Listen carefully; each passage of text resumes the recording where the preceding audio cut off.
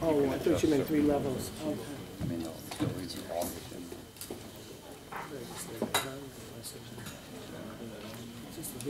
Good morning, everyone. My name is Cemil Özyurt. I am editor-in-chief and co-founder of Turkish-American magazine. Welcome to Turkish-American Entrepreneurship Conference. Before starting our event, as all you may know that we lost almost 282 people yesterday in Soma, Turkey, coal miners. So we are going to have a moment of silence for a minute. Please rise and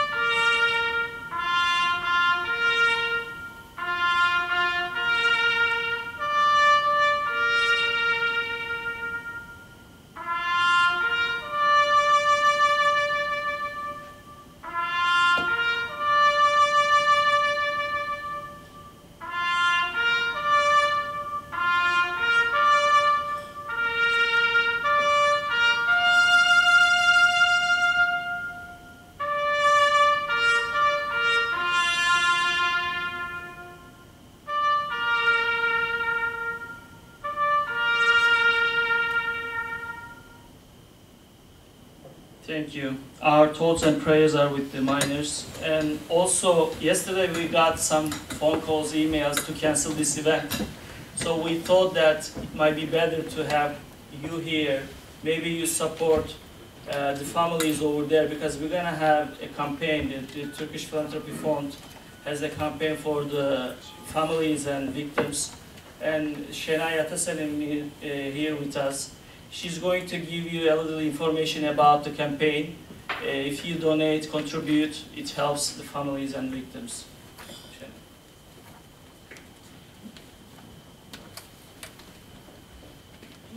Thank you, Cemil, and thanks to Turk of America for supporting our campaign. Like all of us, when we heard the disaster, we were very sad, and then we thought that it's our duty to provide a platform who wanted to support the families and all the people that were affected by the disaster. So we established the Soma Disaster Relief Fund at Turkish Philanthropy Fund. And the community came together very quickly. We're very happy to say that most of the Turkish-American organizations have been raising funds through Turkish Philanthropy Funds, including American Turkish Society, ATAA, and most of ATA chapters all around the country. Today, we'll be collecting donations here as well. We have our intern, Aslı, who is all the way in the back. She'll be outside by the lobby if you want to support us by credit card donations or check. And in terms of how we'll be disturbing the funds, Turkish Philanthropy Funds right now have 38 partner organizations in Turkey. We reached to all of them. Most of them have started emergency desks trying to analyze the situation and assess the needs.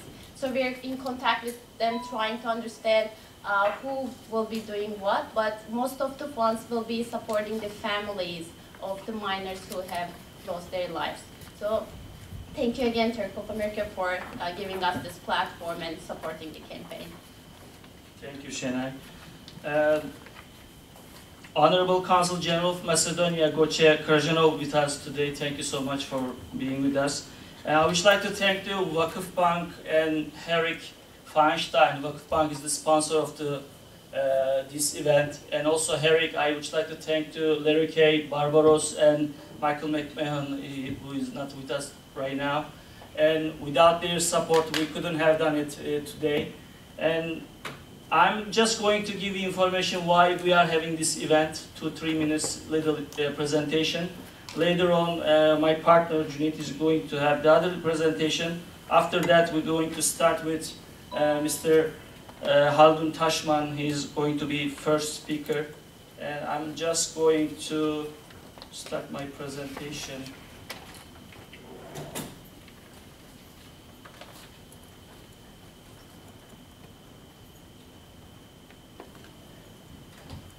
So we started Turkish-American magazine 12 years ago with my partner Ömer Güneş, who is with us today. He came all the way from Turkey. And we started with $92. We didn't have any money, we didn't have any contact, we didn't know anyone in the United States. We were both journalist background, and we thought that it might be better to write people's stories who live in the United States, because at that time only Hürriyet and Zaman newspaper was printing, and Hürriyet was printing in Germany, and Zaman was weekly. There was no publication in that time writing and telling the people who live in the United States, Turkish-American people. So we started 2002, and since then we travel over 30 states. We cover many success stories, which 7 of them with us today, from Arizona to Pennsylvania to Florida to California. So my partner used to make fun of me. You are writing a lot of success stories. Who's gonna write our stories? Today, my day, I'm going to tell my stories because nobody has written our story yet. And we start with monthly. Later on, we make magazine. This is our first issue. And 2002 World Cup was we ranked the 3rd place, and this is all about the Turkish national team. So we distribute United States and Turkey. We are the first magazine distributing Delta Airlines. We have been working with Delta for 4 years. They distribute magazine, the business class, and we are mail magazine to congressmen, senators. We have very niche market. We have like over 10,000 readership. We actually doing a bridge between Turkey and United States. This is our achievements. I'm going to want to mention. And we are the first magazine had a special issue with New York State. New York State wanted to promote upstate New York, so we had a special issue with New York State. We had special issues, Istanbul Chambers of Commerce, Izmir Chambers of Commerce, Turkish Tourism Ministry, Foreign Trade Ministry, and many associations in Turkey. And we help many companies to come to the United States or to go to Turkey. We are the first magazine collected 250 Turkish doctors in 3 states, New York, New Jersey, and Connecticut. This is one of the unique issues, still is a good source. The friend of mine, the former Turkish-American Federation President Ali Çınar, he spread that the doctor's name through the Federation website. Right now, he's one of the source for the people who are looking for doctors in any specialty. This issue about Turkey, this is the first issue. The Americans, people who live in Turkey, write about Turkey. So it's very unique. So we sent this issue of 500 Fortune CEOs with their picture on cover. So this is the issue about the Turkish-Jewish issue. And we cover almost the Sephardic Jew who came from Turkey 100 years ago. We found the third generation of those people. The whole issue about the Turkish Jewish who live in United States. The news over there, the first Turkish Jewish moved to Seattle. And we covered their story. We found their grandchildren and we had very nice stories. We are the first magazine distributed in 3 continents, Turkey and Europe and United States. In 3 years we made Turks of Europe special issue. We found many entrepreneurs, businessmen in Europe. We covered their stories. And what we do actually, we have customized covers for, we print only 1 issue for 1 person. Some friend of mine used to make fun of me, you are tricking people, because people thought that everybody reads their story there on the cover, but actually we just only 1 issue print for those people, so they just want to keep those issues as memories. So we are the first Turkish-American Individual and Institutional Excellence Awards Program 2010 at the Golden Turk Awards. In 19 different fields, almost 100 candidates were voted by 60,000 people. We collected over maybe 150 people, the success stories, and people voted, and 19 individuals and companies. And 7 of those entrepreneurs and businessmen with us today. And also we are not an organization company, but we did a very spectacular events. In 2005, we brought the Fire of Anatolia dance group to Madison Square Garden for 6,000 people who participated in the event. And also 2010, it was our 8th anniversary. We had Sezen Aksu US tour in New York, New Jersey, and Maryland. And those people we have interviewed, Mike Bloomberg, Virginia Fox. We have many congressmen, senators, doctors, Muhtar Kent, our president, and Ferit Şahenk and Güler Sabancı. And this is all covers, and this is our latest issue. It has very big impact in Turkey, especially the media pay a lot of attention for this issue. We found 50 most powerful and most influential Turkish Americans. So 9 of them are going to be with us today. And we almost 20 different states, found 50 names. And if you want to read their stories, you can get subscription through our website. And thank you for your patience. And I'm going to invite my partner, Cüneyt Gürkan. He has just 2 minutes presentation as well. Thank you.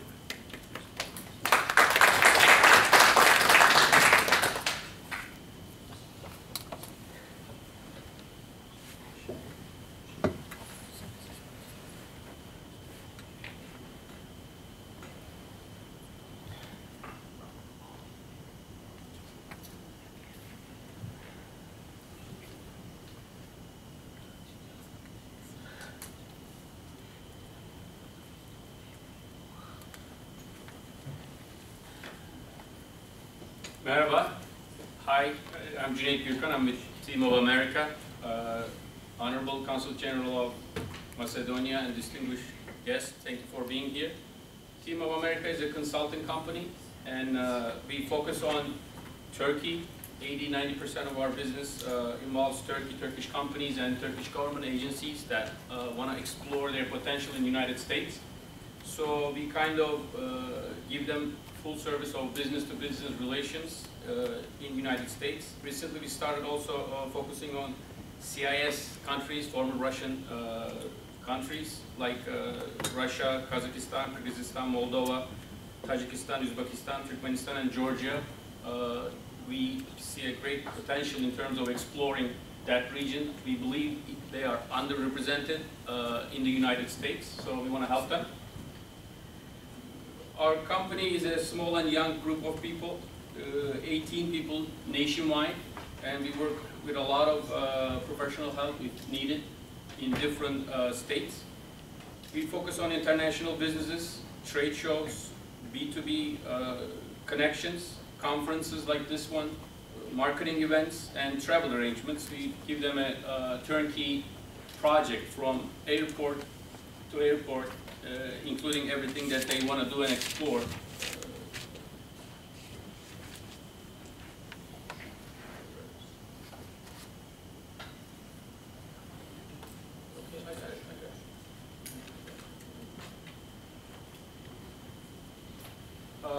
Our main focuses are trade shows, participations, their travel needs in the United States, special events for marketing or promotions, their relationships with the government and Chamber of Commerce's, market research and reports. We also do sister city twin town arrangements for the government agencies, B2B meetings by industry, corporate acquisitions and partnerships, media placement and meetings, and social media marketing.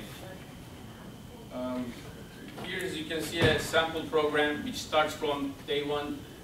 Our programs are usually 5, 7, 10-day programs. Starts from, as I mentioned before, from their airport landing to their leaving. That includes government meetings, B2B meetings, hotel arrangements, etc. We try to give them full circle of services in terms of their needs, marketing, social media, social responsibility, public relations, advertisement, etc. We work with companies who are the best in their business to help them grow in the United States.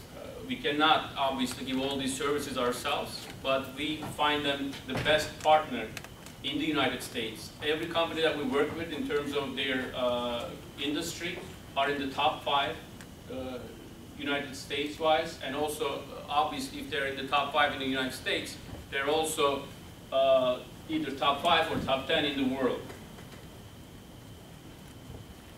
We also do marketing events. Some of the locations that we have worked with and experiences with are Central Park, MoMA Museum, New York Stock Exchange, and Grand Central. We also do media arrangements for them. We can have them being represented as a country or as a corporation, media placements in different shows that we all know of. As I mentioned before, we heavily focus on the trade shows because we believe that's the best way to start or explore the business potential of any company in the United States. So we are very much involved with the trade shows, and we integrate all the companies or the government agencies that want to explore their potentials to the best in the United States. So we have a full year of 12 months of trade shows lined up, depending on which company or corporation or government agency that's coming and visiting the United States. We find the best trade show for them. We sometimes do conferences attached to the trade shows. So we create both media buzz and business-to-business relationships that best fits their needs. These are some of the different areas of the United States and different trade shows. And we see a great potential with Turkish-American trade balance. It's really against Turkey right now, but we think that could be easily reversed or at least equalized because Turkey, in terms of all these different industries, have a huge potential. Most of the Turkish companies focus on Russia, Middle East, and Europe, but one of the biggest economies in the world, as you all know, is the United States, and we think that there will be a huge potential if it's approached the right way. Food and agriculture, textile, tourism, health, energy and renewable energy, automotive and auto parts, technology, construction, and university education, to our knowledge, seems to be the most top industry that could grow in between United States and Turkey. As I mentioned, there's a trade balance difference between Turkey and United States. The exports of United States about 15 billion, and imports from Turkey are 5 billion, so there's a huge off balance there. While we're helping the companies and government agencies in the United States, we hope that we are helping this balance change. You can see some of the top industries that exports are aircrafts, iron and steel, mineral fuel, cotton, yarn and fabric, and machinery are the top exports of the United States. What does the United States import from Turkey? Vehicles, machinery, iron and steel, stone, plaster, cement, iron and steel products. So these are what we know are to be successful so far, so we're focusing on these, but of course exploring other industries as well. Last year we acquired a travel agency and put it in as a sister company to Team of America, because we were having a lot of involvement with travel industry arrangements. So we can focus on it right now and do it in-house, so that we can give the best service to our clients who are mostly from overseas and they really don't have the connections and network to get the best economic and requirements for their travel needs. We do meetings, corporate travel, special hotel group rates, transfers, city tours, restaurants, guides, airline tickets, etc. In a short period of time, Team of America has been involved with a lot of government agencies and companies. We are proud to be putting these references out. These are the companies that we've worked with so far. For instance, on Microsoft, we had 40 people from Microsoft Turkey just visited last month, and it was totally different. It wasn't business related, it was just an incentive travel, but we said, yes, we can help you and we'll give you the best service. We basically became a travel company just for them, and we did their New York tour for 40 Microsoft executives. We took them to New York Knicks games. We give them a helicopter ride, whatever they wanted to explore New York, we helped them. Some other company, for instance, Bursa Region Textile, I'm looking at the list here. It was totally business related. We had them, thanks to Herrick actually, over here. We had a textile meeting, and it turned into, from a small meeting or conference to a trade show. We didn't, but it was very B2B, very directed, and they were so happy when they got back. That one just was a business-to-business relationship, and we find the best textile companies to have them meet, and they were all happy about that. So we are happy about that. I could go on the list, but that's pretty much what Team of America is, and that's what we do. I again thank you very much for being here. We want to take also to Turk of America and Herrick and Vakıf Bank to have this meeting and conference possible. And once again, thank you very much.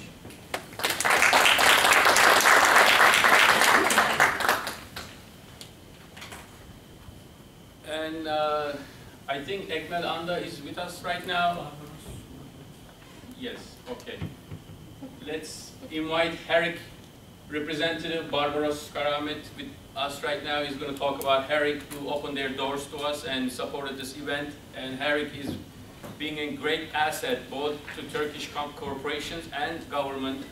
They represent a lot of corporations and entities in Turkey, but I guess Barbaros will know better about this. Thank you, Barbaros. Thank you. That was half of my presentation. So I don't have a full presentation. I'd just like to welcome you all. It's so good to see so many familiar faces. Hi, Ekmel. And also we have a new friend, Consul General of Macedonia. Very happy to have him with us. And on behalf of my co-chair, Larry Kay, who's with us, and I think Harvey Forrester is here, we're very happy to host events that involve Turkish-American community We've been involved in Turkey going back to 1987 when we started to represent the Ministry of Culture in recovering stolen art. And our relationship started with Turkey then, and naturally it grew. And last year we became the only US mid-sized law firm that has an office in Istanbul. And I'm supposedly running it while I'm sitting here, but that's another story. We represent, as Cüneyt said, a lot of Turkish companies doing business here, in addition to the government of Turkey in the real estate project on 46 and 1st. Also, we're the official lobbyists for the Northern Republic of Cyprus in Washington with our Washington office. Our former Congressman, Mike McMahon, who cannot be here this morning, is spearheading that effort. And as I said, we're very happy, and we represent also US companies doing business in Turkey. So without further ado, I guess I'll invite Vakıfbank. Okay, Zafer Bey. Thank you.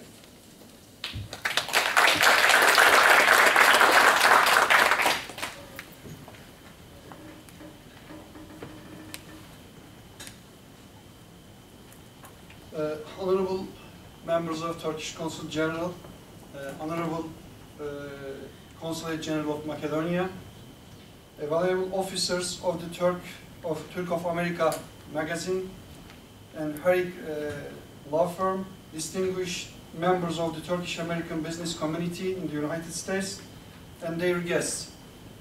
Welcome to the Turkish-American Entrepreneurship Conference, How I Succeed meeting, organized by Turk of America magazine. Firstly, I would like to mention about Soma mining disaster. We are deeply saddened by this disaster. Our thoughts are with the families, friends of the miners, and everyone impacted by the disaster. We extend our deepest condolence to all families who lost their loved ones, and wish the injured workers get well soon, and for the other workers and safe and speedy recovery. It is with great honor that we witness the constant increasing successful activities of the Turkish business community active in the United States. This fills us with anticipation for the future. Certainly, the Turkish-American community at large stands to gain economically, socially, and politically through their achievements. I congratulate these valuable entrepreneurs. With them, continued success, and hope their thriving activities elevate the status of Turkish Americans in the United States to its deserved level. Vakıfbank New York branch has been actively serving the Turkish community and also aggressively supporting the enterprising Turkish business people for over 22 years. We note with much honor and pleasure that a great number of the successful business people are our customers. With increasing financial product offerings and constantly raising quality of service, our bank will continue to cooperate with the Turkish business community. I am very optimistic that through the efforts of our Consul General, the offices of the attaches, chambers of commerces, as well as various trade organizations, combined with the solidarity between Turkish Americans and the contributions from Vakıfbank, the Turkish business community will keep prospering. I sincerely congratulate the members of the Turkish business community on their successful ventures and extend my respect to all of you. Thank you.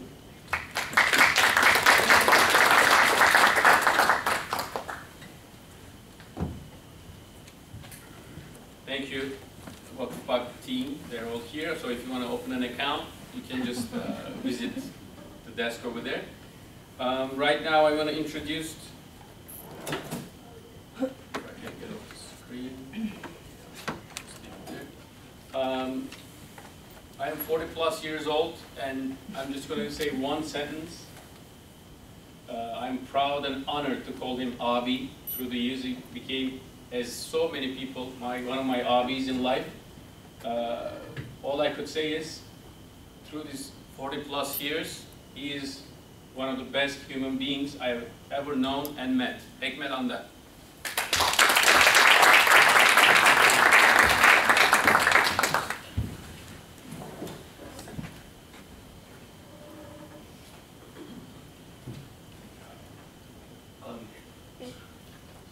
First.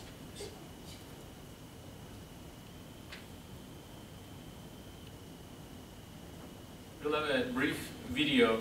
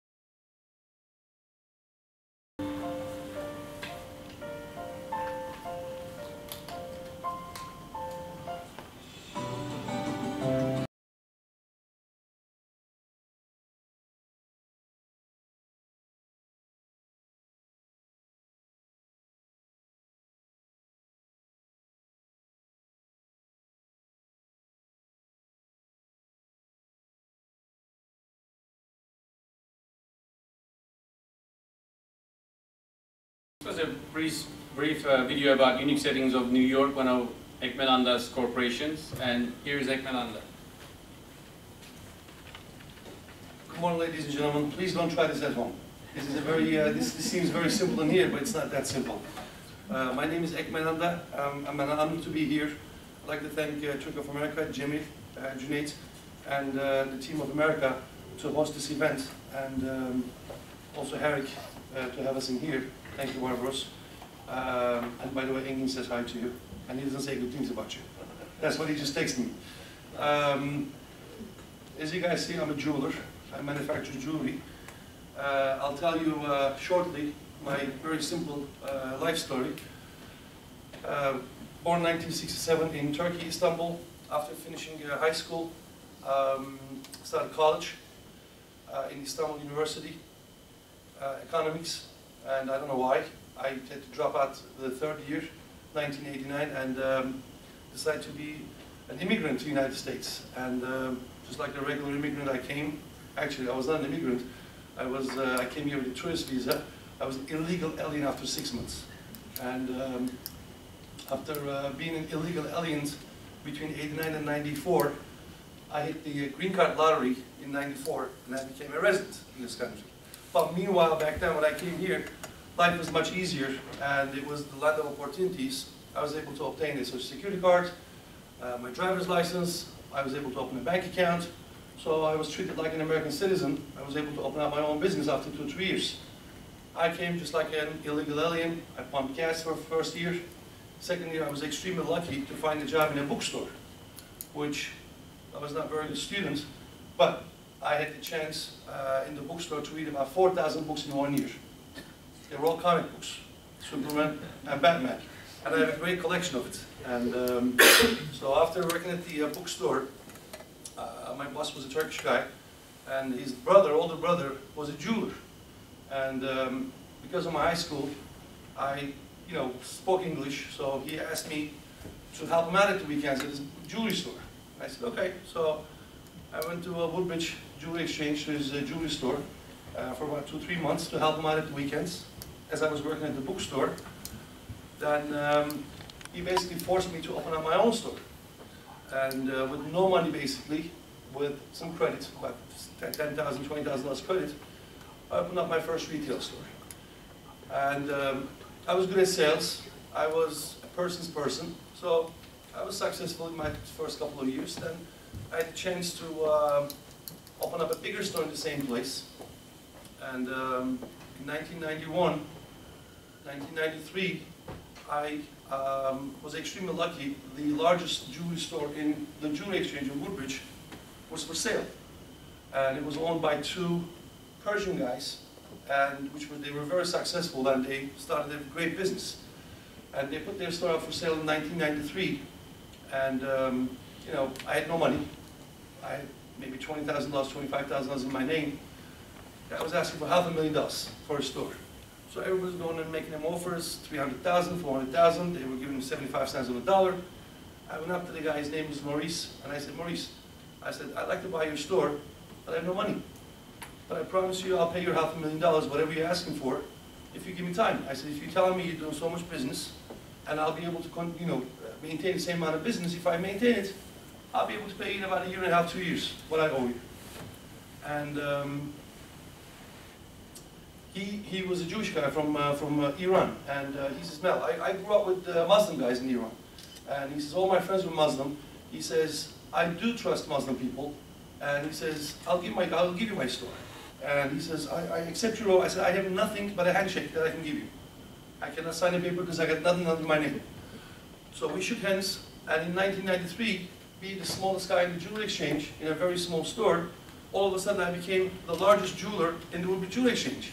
I had like 10, 12 people working for me, and business was great, and so that's how my real jewelry business life starts. And I always had an interest in manufacturing. I always had an interest in creating some nice stuff.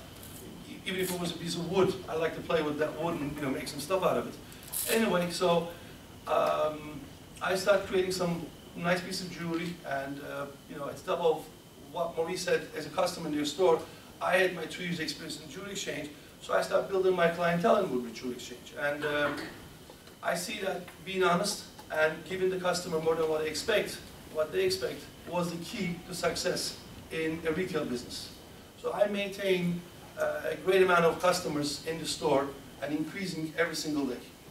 I ended up owning 1/3 of the exchange in between 1993 and 1999. So I started with one store. I ended up having 11 stores in the same place, which had 30 stores in total in the jewelry exchange. So in 1999, actually what happened is, after like maybe a year or 2 years, which I was paying Maurice, after a year I believe, I owed him very little. He moved to California. He decided to come back to New Jersey again. And he asked me to get him in as a partner. I said, okay. And I took him in as a partner. So I got rid of my rest of my debts because he came in, he had to pay him to come into the business. In 1999, I left the business, retail business, to him. And I started manufacturing business in New York. And the story behind the manufacturing business, I mean, we had a great business. We had 11 stores. We had about 30 guys working for us in the store, employees. The customer used to come in, hi, Mr. Anda, hi, how are you? What would you like to buy? Nicholas, how much you want to spend? 30,000? I asked one of my employees to show him. I mean, it was a beautiful life. I used to work 4 days, no problems whatsoever, spend time with my kids.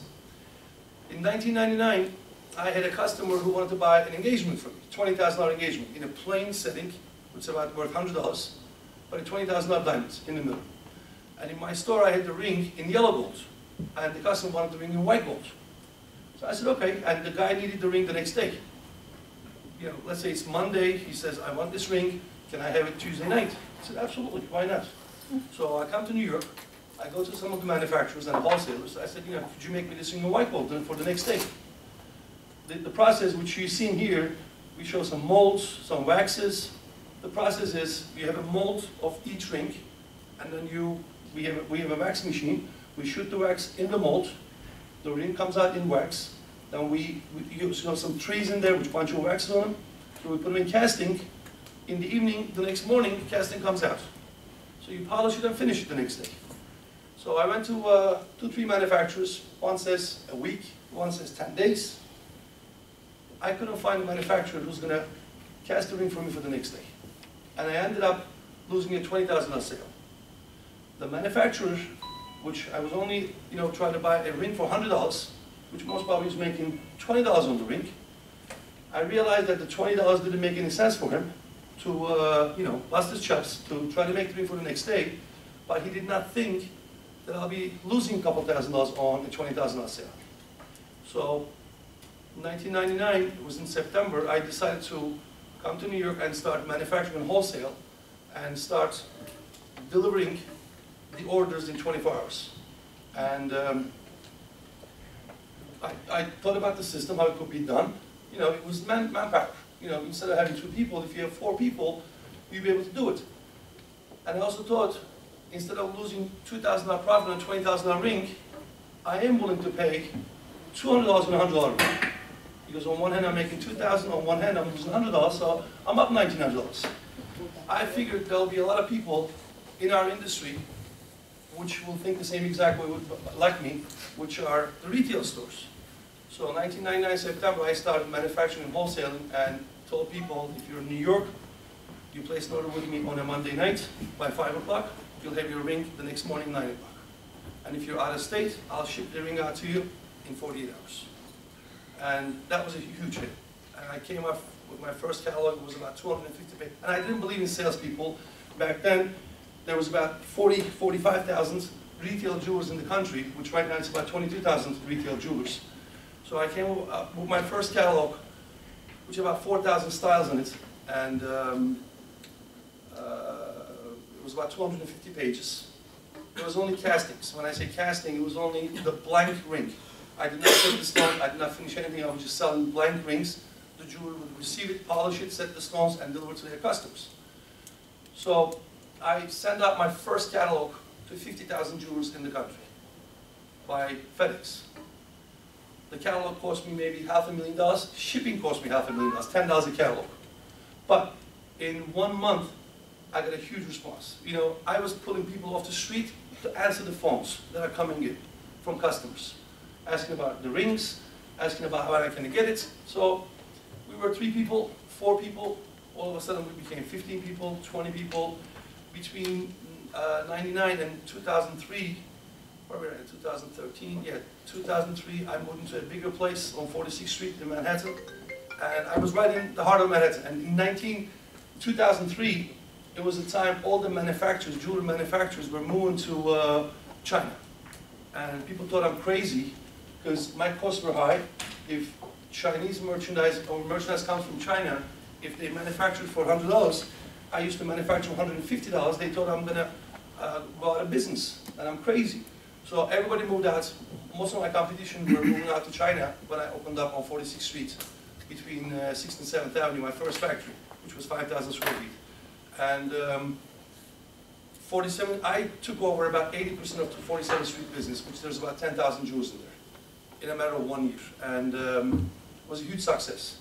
And we couldn't make enough rings for 47th Street. And out-of-state orders started coming in. So people calling in, I used to cast the ring, ship it out to them 48 hours, they used to get it, extremely happy.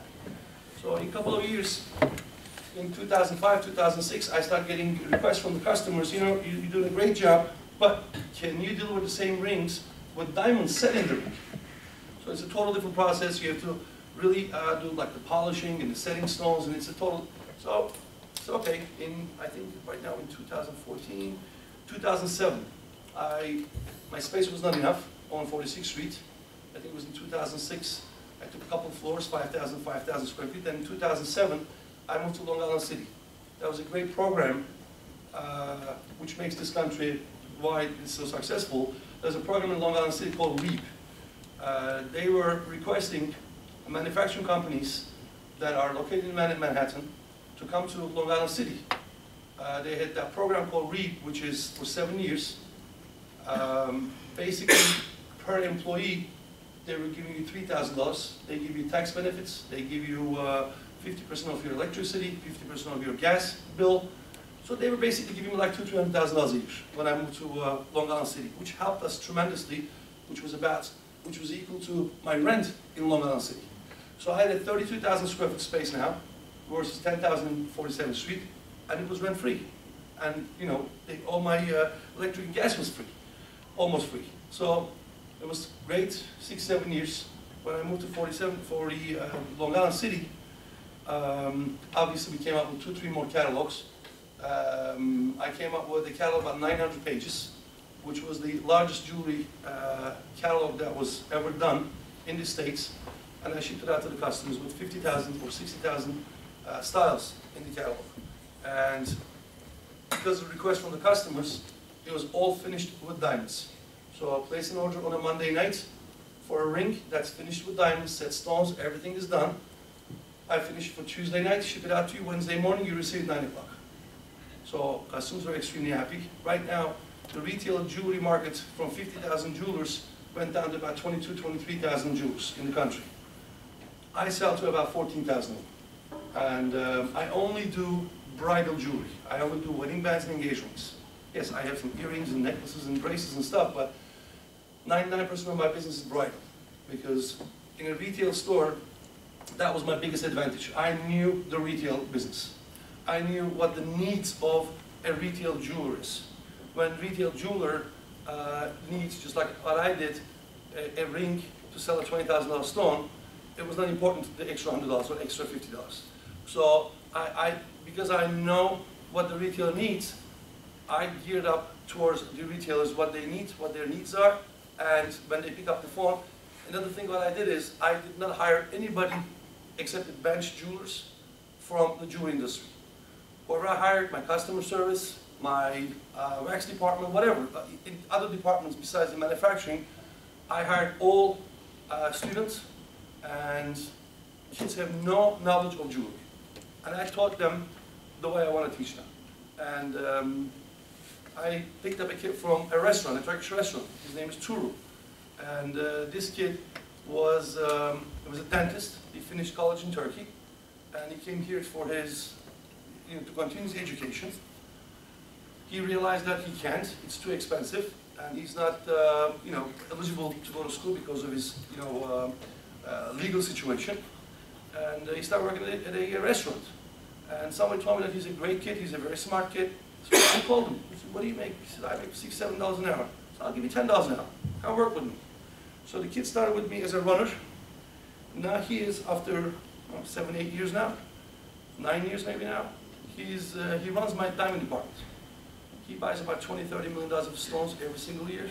And every single big diamond company out there make appointments, try to make an appointment to sell him. He's #1 in our industry right now. So those kids, I used to come to work, not anymore, I'm old now, 5:30, 6 in the morning, and my employees start working 9 o'clock. So he used to come every morning, 5:30, 6 o'clock, and begging me to teach him how to pick stones with the tweezer. Pick stones, how to turn them, how to look at them, what the color and what the clarities. He's #1 right now. And 80% of my employees are non-jewelers, learn the jewelry business with me.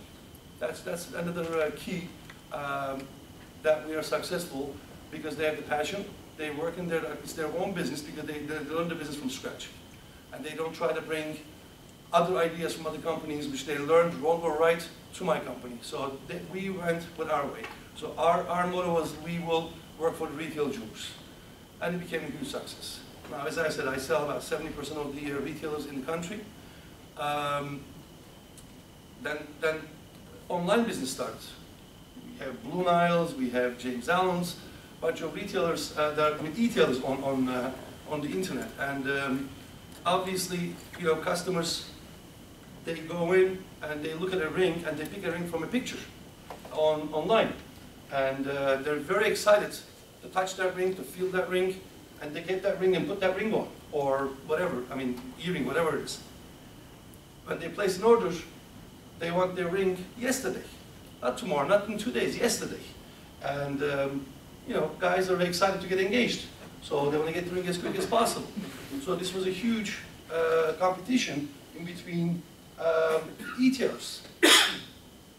I'm still the only source, they can get it in 48 hours. There's a lot of manufacturers out there that are 50, 60, 70, 80 years old in the industry. I'm still the only one who delivers in 2 days. And we're up to 250 people now. I'm just expanding our factory to 65,000 square feet in Long Island City. And our business is growing tremendously. Obviously, e-tail is helping us tremendously. Just Blue Nile itself is about $400 million company. And most of the business that they do, at least 50% is bridal jewelry. So I have great demand to our business from the retailers and e-tailers. And our success came from focusing on to the people that we sell, listening to those people very carefully, and doing exactly what they want, not exactly what I want. If they suggest me something, I definitely listen to them and I do it. And as I said, we are right now in bridal jewelry business. We're the largest company in the United States, and we keep growing. And hopefully we'll have 100% of the market very soon. We'll put everybody out of business. This is my little story about myself and my company. If you guys have any questions, I'll be happy to. I would like to do a Q&A. I think that's the most valuable part of this conference today, us being able to ask questions to the speakers. If Michael, can we get the mics ready? All of the mics on your tables are going to be turned on right now, so you can just speak, it'll pick it up. If you have any questions. Sure.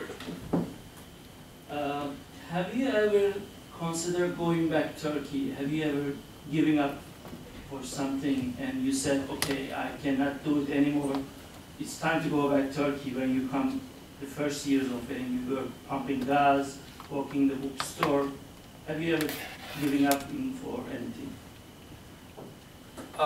When I first decided to come to the United States, in our building where I used to live in Turkey, in Göztepe, there was an older couple. We used to live on the 3rd floor. On the 4th floor, there was a couple, and their son was in the United States for the last 10, 15 years. I always hear about it. Ahmed is in the United States. He lives in there. He's a kid, whatever. I didn't know what kind of business he's in. So my dad, one day told me, Ahmed is here. Why don't you go upstairs and talk to him? sure. So I go upstairs, knock on the door, said, merhaba, merhaba. I go inside, I said, you know, I want to come to the United States.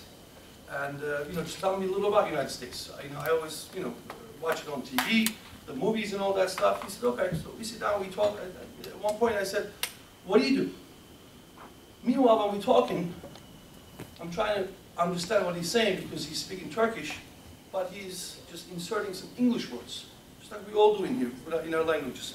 You know, in Turkish, when I'm talking in Turkish, all of a sudden I say insurance. I'm going to get insurance for my car, but I use the word insurance just in English.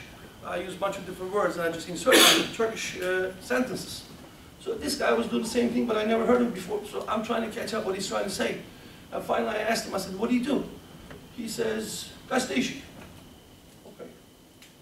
So I go downstairs, I said, my father says, what does he do? I said, he says, gazeteci. I said, you know, gazete means newspaper. And I thought, I said, I'm going to come, I see the kids, you know, riding their bicycles and throwing newspaper in the mornings. I said, Dad, I'm going to go to the United States. I'm going to be delivering newspaper. Because this guy said he's doing gazeteci. Gazeteci means, you know, gazete business. So I come to America, they pick me up in a huge Lincoln Tanker, 1975 Lincoln Tanker, gray. From Kennedy Airport in the middle of the night. So I go to their house, two guys with beards, you know, they grow beard. I said, you know, I think this is a Turkish mafia, I'm done. I'm 22 years old. So we drove like an hour and a half. We came to Maplewood, New Jersey. And I see his wife, his kids, so I relaxed. So we go to bed the next morning. We got up 5 o'clock in the morning. We start driving, we stop by. He says, in the morning, you get coffee and croissant with cream cheese in it. Okay, this is America. Croissant, cream cheese, coffee. So we drive, we come to a gas station. I said, what happened to your gas station? No, it's not gas station, it's gas station. So the word gas station, he inserted, I didn't know what gas station is, I thought it was gas station.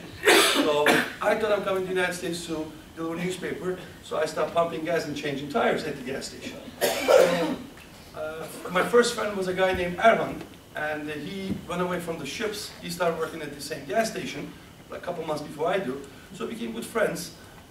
And he was, you know, at the mechanic part, and I was pumping gas. So my shift was 6 in the morning, 12 midnight, 7 days straight. So I worked 18 hours a day, 7 days straight. So my life was there. And we rented an apartment, you know, 1 block away. I used to leave 12:30 after doing all the paperwork, go home, sleep 4 hours, get up 5:30, take a shower, and come to work again. So most of the night, summertime, that Lincoln Town car, which Ahmet owned, picked me up from the airport, I bought that car from him for $1,000. So it's a huge car. So in summertime, we used to open the windows. I used to lay in the front seat, and then I used to sleep in the back seat, because we only sleep 4 hours, we don't even need to go home. So, you know, a couple of days later, in a couple of days, we go and take a shower and come back. But we had a very hard time. I mean, working 18 hours a day, and 7 days straight, it was tough. And Ayhan always had $500 in his pocket, and I always had $500 in his pocket, because we always said, you know, if you say, let's go, I'm coming with you. And he said the same thing to me. If you're ready, let's go back home. You know, for 6 months, almost every day, we talked about going back home. I was 22 years old. I'm coming out of my mom's and dad's house. You know, my mom cooked for me, everything. Now I'm working 18 hours like a dog at a gas station, checking gas, and you know, it was a poor neighborhood. So obviously I got hit. The guy comes and says, fill it up. He tells me, no, I told you $4. So I used to pull the gas from a tank with the pipe. I mean, it was a disaster. The guy used to buy 50 cents worth of gas, made me check the oil, check the transmission oil, check the tire, the pressure, everything. So it was rough. But it was a lot of fun. And after I came here, like 6, 7 of my friends came from Turkey as well. And we became, you know, very close, very good friends. And it was just like 1 year. I'm still with those friends. Some of them went back to Turkey. But I think it was fortunate that I stayed here. So, but I had those days.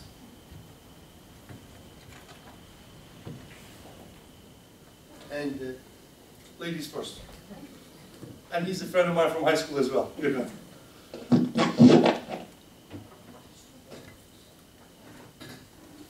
Do you hear me? Yes, I do. Okay. Has the wisdom to how to structure your business came to you instinctively, or did you have any education on business development or any coaching or consulting about it? I was a businessman from birth. It came naturally. I did not listen to any other classes, not in high school, not in college. No, obviously, no. I didn't have no education about business. And, you know, my biggest luck was I met great people here in the United States from the first day.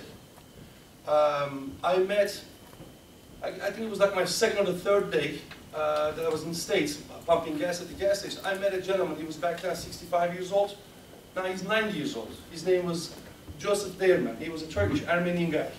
And he came to the United States 50 years ago, and he was staying in a Greek church.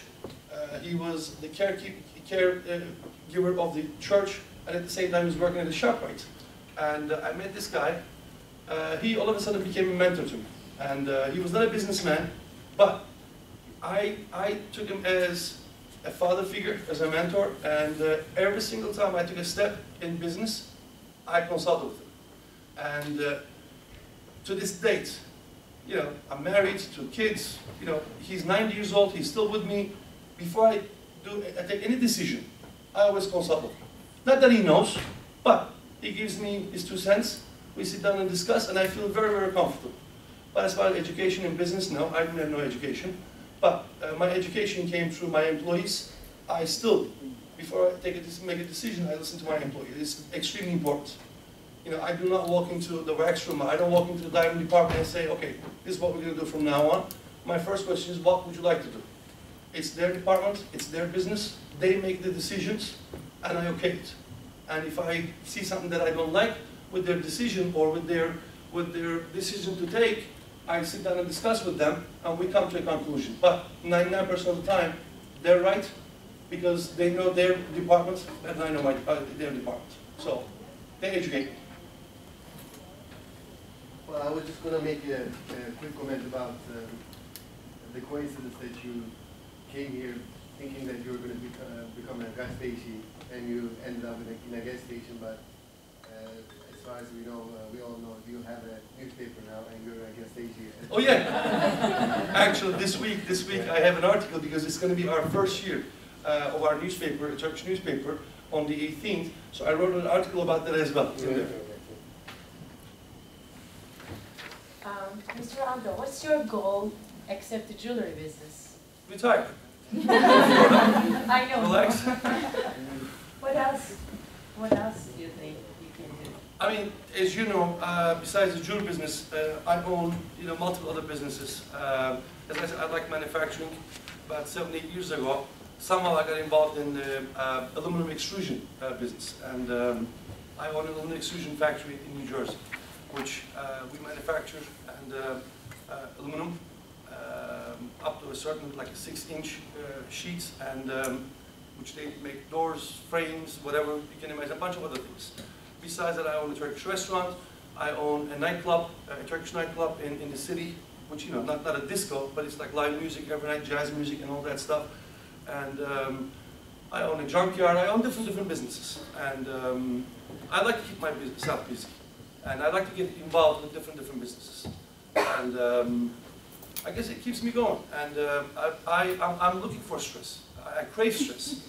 That's my personality. I just cannot relax more than 4 days, more than 3 days, 4 days. And the last vacation I had was, after 7-8 years, first vacation, and the last was 4 days with my kids in Las Vegas, which was great. Not even like Florida or anything. I'm always in the action. So my goal is to keep busy and keep going.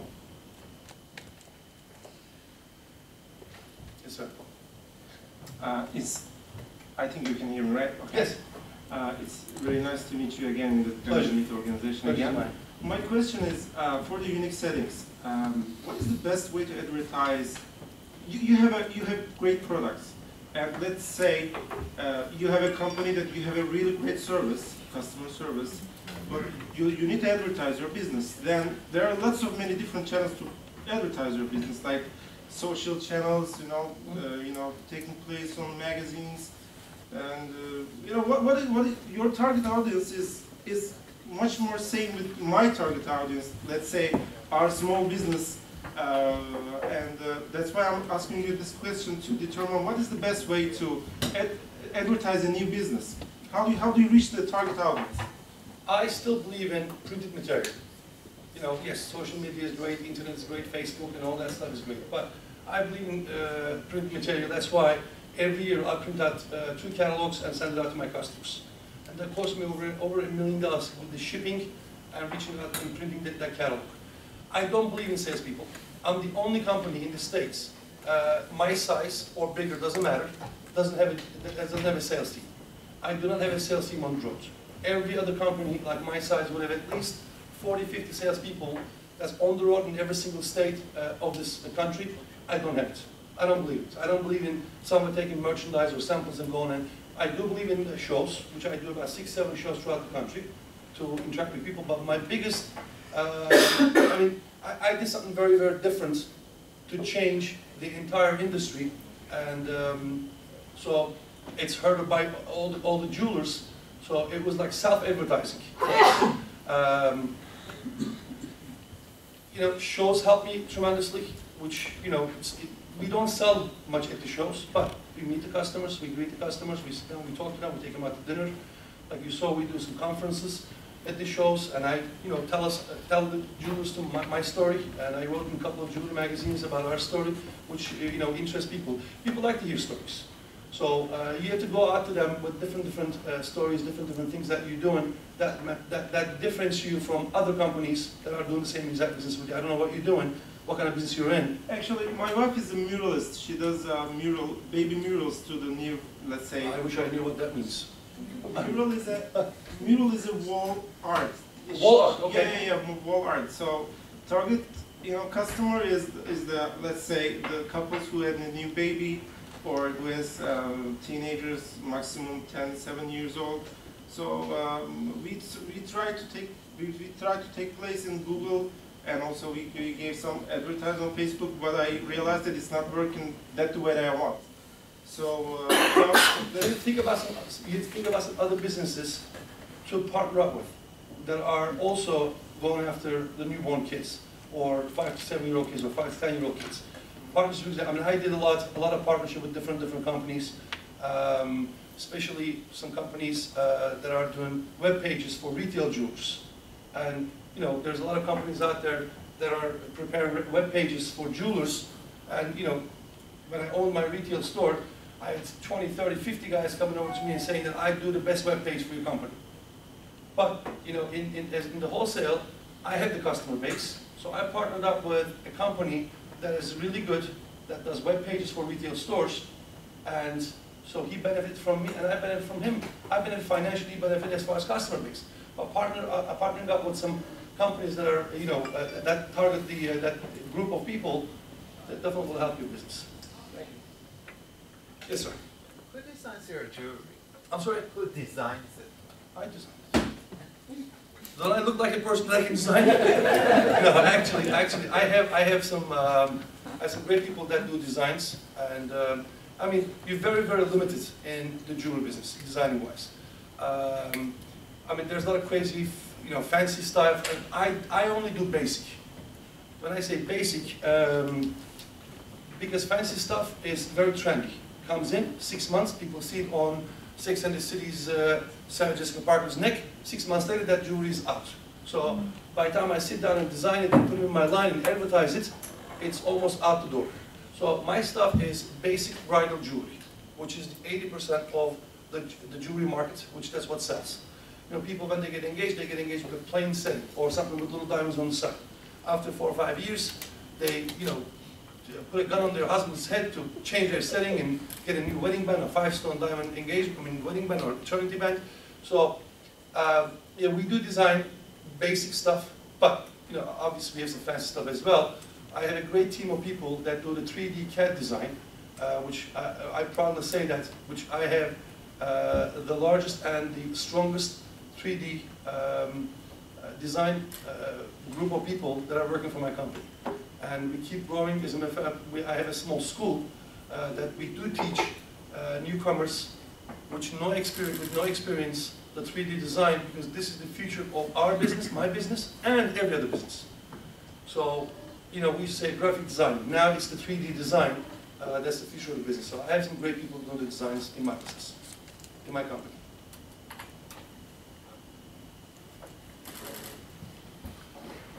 Ekmel, how did the 47th Street affect your vision, the way you look at Turkey, you look at US?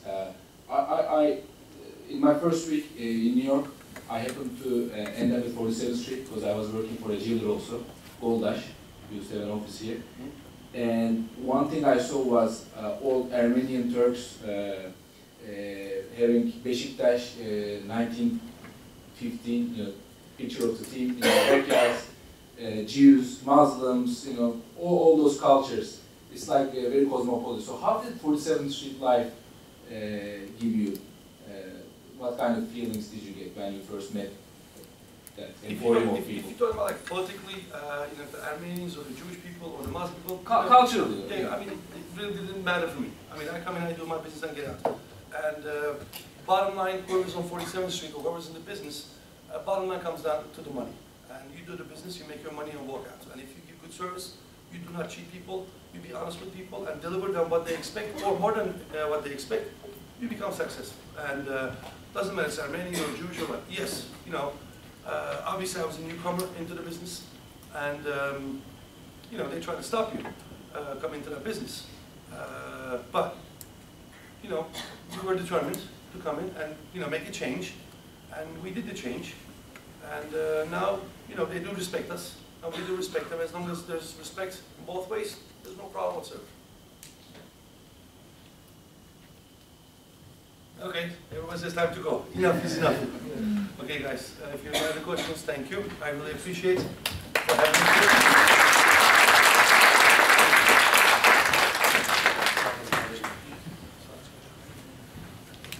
I don't know how to thank someone if they, for your event, out of generosity, flew in last night, didn't sleep, and then flying back to Turkey tomorrow. Thank you very much, Ekmel. Thank you.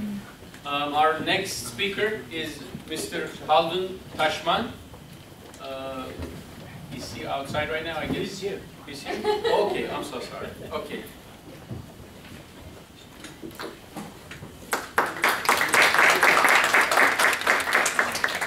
Okay, we'll have a video about Mr. Tashman as well.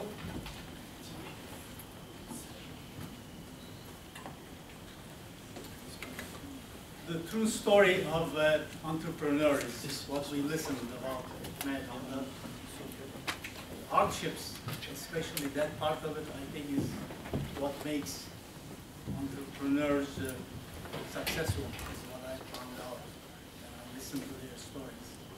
It's really very interesting. Mr. Tashman, 1 second, a little video about you, if you don't mind. That's not so true. My name is Nick Bocaro, and I'm retired architect. My wife is Turkish, and I wanted to give back to someone. My father-in-law believed very much in helping needy children. And how better can you help a needy child than to put them into a good school? We established a school in Turkish-American, that's an earthquake-affected area. That was a cause very closely inspired too, because the school was named after his father-in-law. I wanted to use my skills, so I wanted to design it and build it and manage the construction. Now, how do I put all of this together? TPF is an organization that is building a community of philanthropists, connecting NGOs in Turkey with donors in the United States. TPF's mission is to really connect you to issues and challenges that people are facing on the ground, such as education, gender issues, economic development, and arts and culture, and bringing us practical information about that. The existing school was very run down. I realized that some of the kids probably lost their mother or father or both of them during the earthquake. I got kind of bonded to the children, and I decided that this would be the school. Then TPF comes in. They would not only be an entity to deposit money, but they would be a sounding board, and I would get advice from them. The school got built, and it got built in record time. The state organized a groundbreaking ceremony. Families came out, and all the children were there. There must have been 200 people. Village families that send their children to the school have told me that they don't worry about them when they get to school. They feel that they're in a safe place. This could not be done without TPF. They're a completely transparent organization. You look at their books, they're very open about what they do. They take the time to discuss with you what your needs are or what your priorities are, and they really take the time to match you with the appropriate program. Because they understand the arena, particularly in Turkey.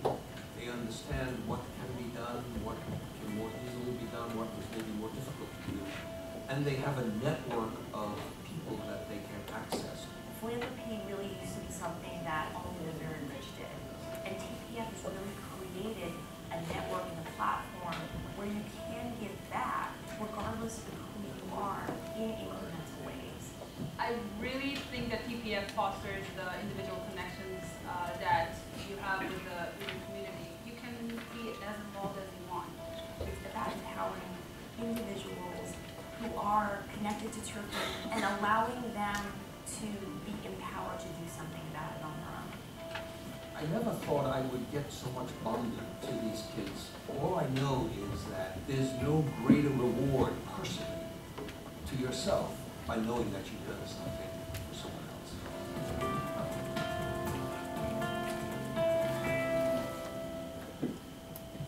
That's a brief introduction of Turkish Philanthropy Fund. I would like to point out one more time, because we have some new guests that walked in. Today is a great day to have Turkish Philanthropy Fund with us. If you want to help Soma victims and their families, they're available. Ms. Aslı at the corner over there and Şenay Ateşelim over here. Representatives of Turkish Philanthropy Fund is here, and they're able to get your checks or credit cards to help Soma. If you can help, that'll be great. Once again, Chairman of Turkish Philanthropy Fund, Haldun Tashman. As of last board meeting, which took place yesterday, I am Chairman Emeritus after 9 years of working in establishing and growing with our friends TPF. I'm going to be staying more, but my title has changed to an honorary title. I'm delighted to be here this morning. I want to thank Turkish-American and also Eric Weinstein for their contributions to this wonderful conference. I met Cemil and Merc about 7-8 years ago, and I knew they were going someplace. And I think the story is going to be written about you, but don't rush. It will be a wonderful story. I can just make projections. This morning, I would like to share with you what I have learned about philanthropy. And you might wonder, in an entrepreneurship conference, why are we talking about philanthropy? I have found out that the two are very well connected. Business and entrepreneurship creates wealth, and it requires trust. So does philanthropy. It requires trust, it requires wealth to begin with, but more than wealth, it requires time, it requires leadership, it requires an ability to create further goodness and wealth, and it is a cycle. We'll talk about that later. So it is really a very appropriate thing to talk about giving and philanthropy and doing good. The new norm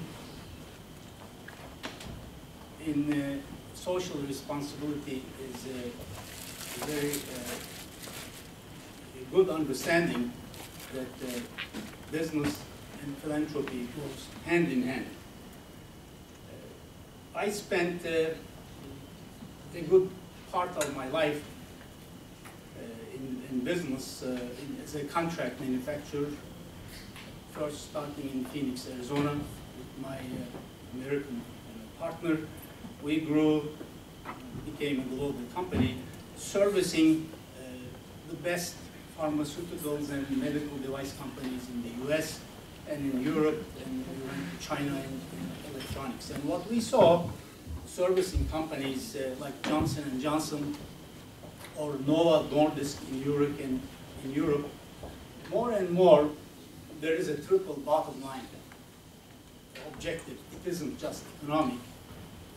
These companies and their executives, their workforce want social objectives, and they want environmental objectives, all three. So that's why it's called the triple bottom line. The connecting power of philanthropy is another reason why give. I have seen in many instances it gives an ability to meet people you wouldn't meet otherwise. These are successful people in their, it isn't just business, in their profession, whether it's healthcare or engineering or public office. The ones who have an interest in helping others they happen to be very influential, and getting to know them is a wonderful feeling, and you couldn't meet them any other way.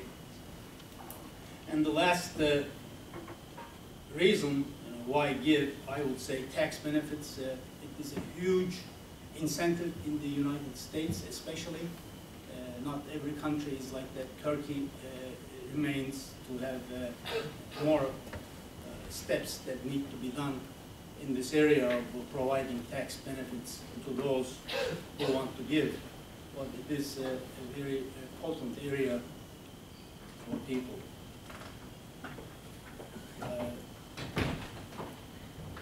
The giving in the US is over $300 billion. And many people say, well, US is a rich country, that's why there is so much giving.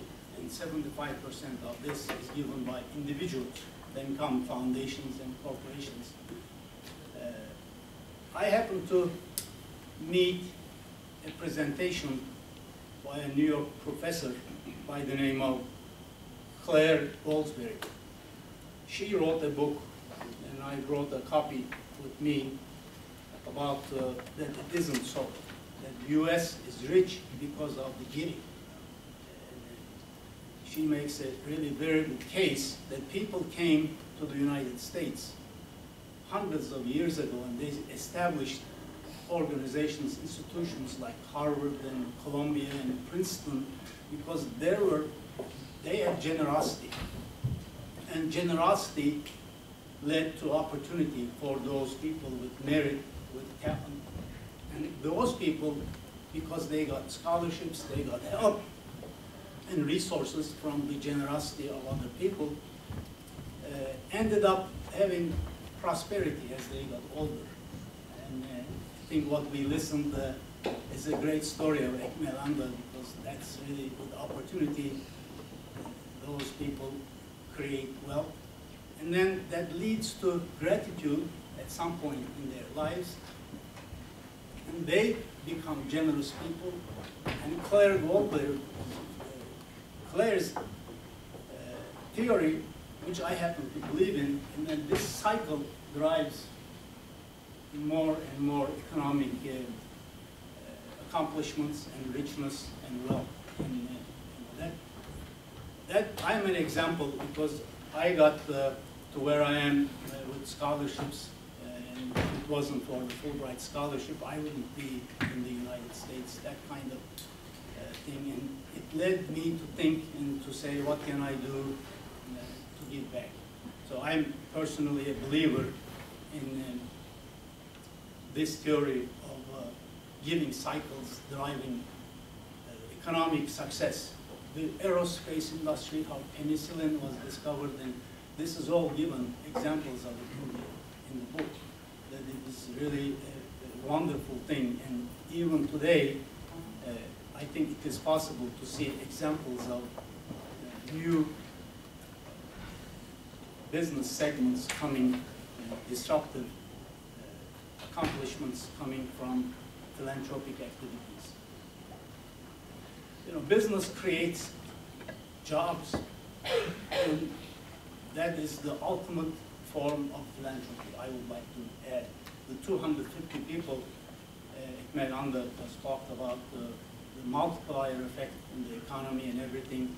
I don't think there is any better form of philanthropy, because the dignity of earning a living, and then that contributes to the economy in a major way.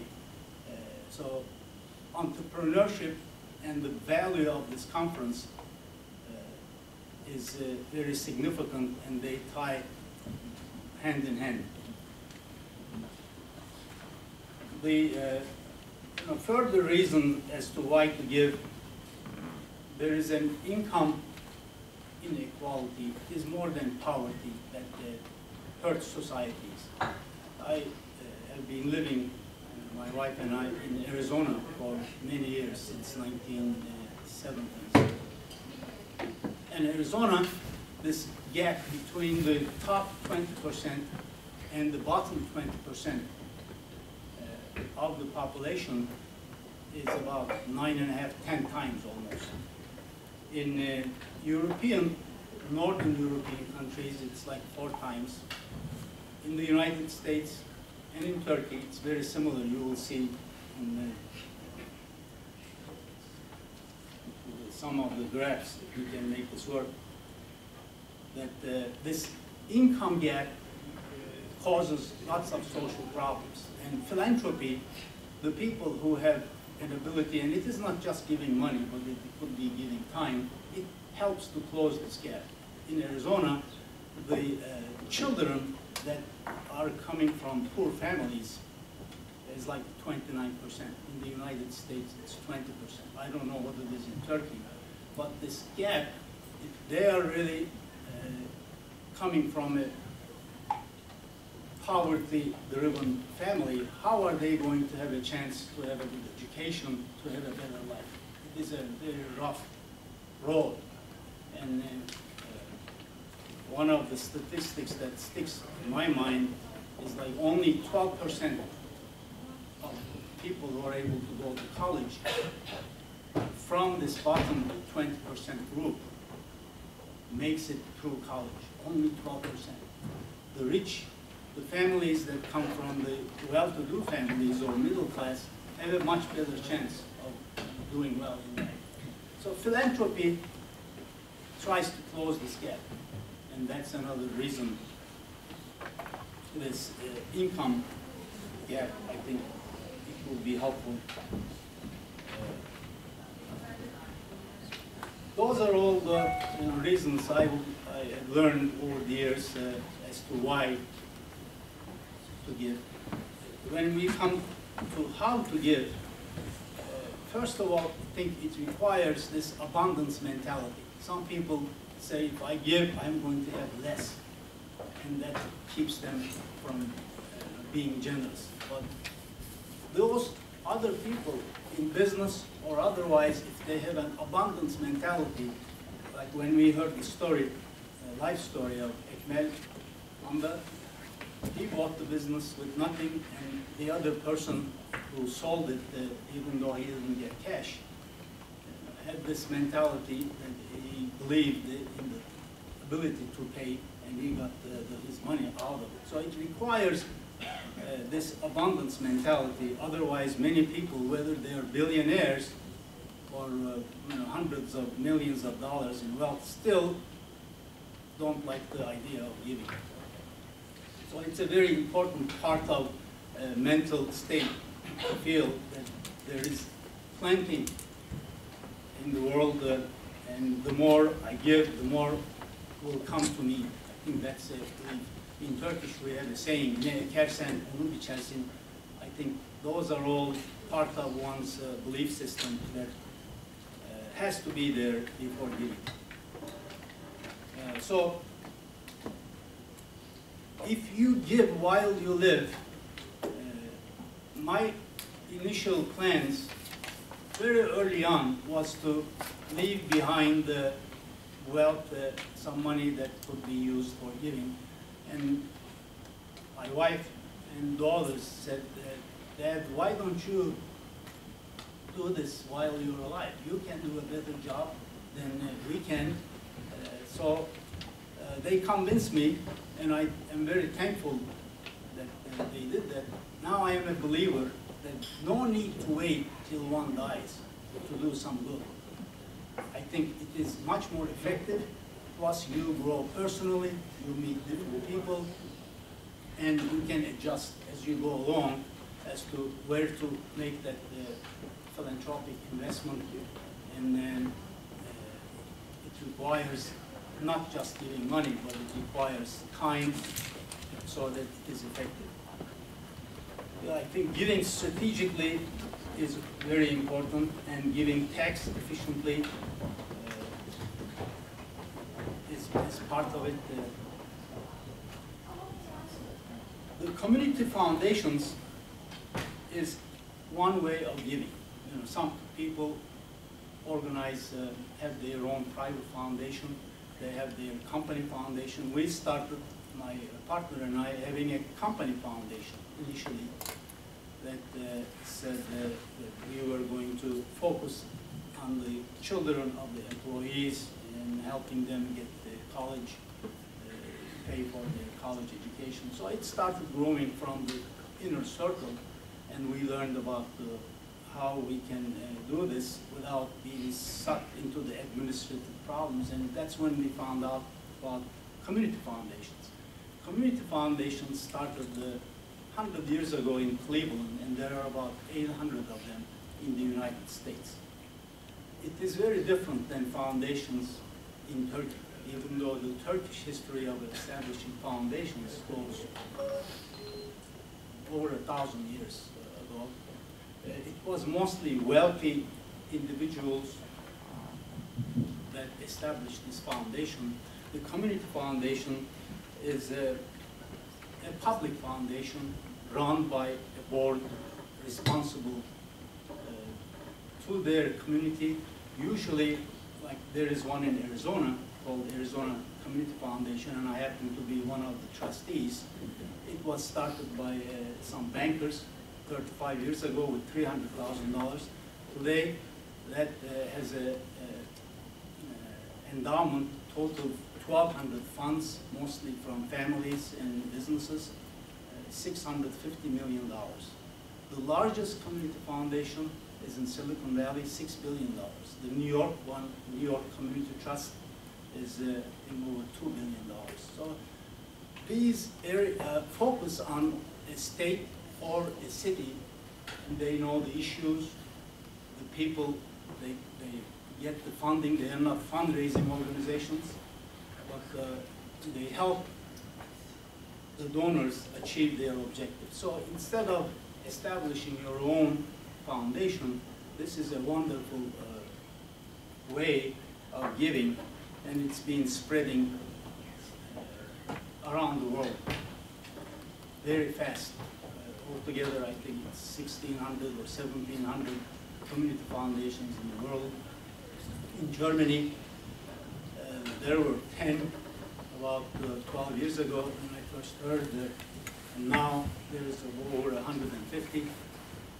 In my hometown in Bolu, Turkey, we established the first community foundation with 3 dozen business people. It is doing well, and we're working through TPF how to improve the infrastructure of giving in Turkey and spread these community foundations. So there is all kinds of advantages of this. The money that people can open up their own family fund under the umbrella of TPF without getting the responsibility of filing tax returns. Doing all the administrative work is done by the staff of the community foundation, and they can then have a say in where that money goes. So it appeals to many people. What do donors want is another question that I was asking myself, and I learned, and I'd like to share with you. They want, first of all, sound business principles and practices applied. And that's another reason why entrepreneurship and business ties in with philanthropy. Privacy is also important. Some donors want to stay anonymous and respecting the privacy. The receipt of the acknowledgement letter rapidly so they can use it on their tax returns is important to the donors.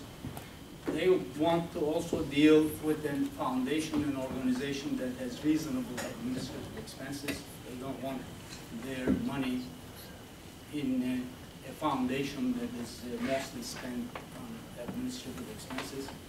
And full financial disclosure, transparency.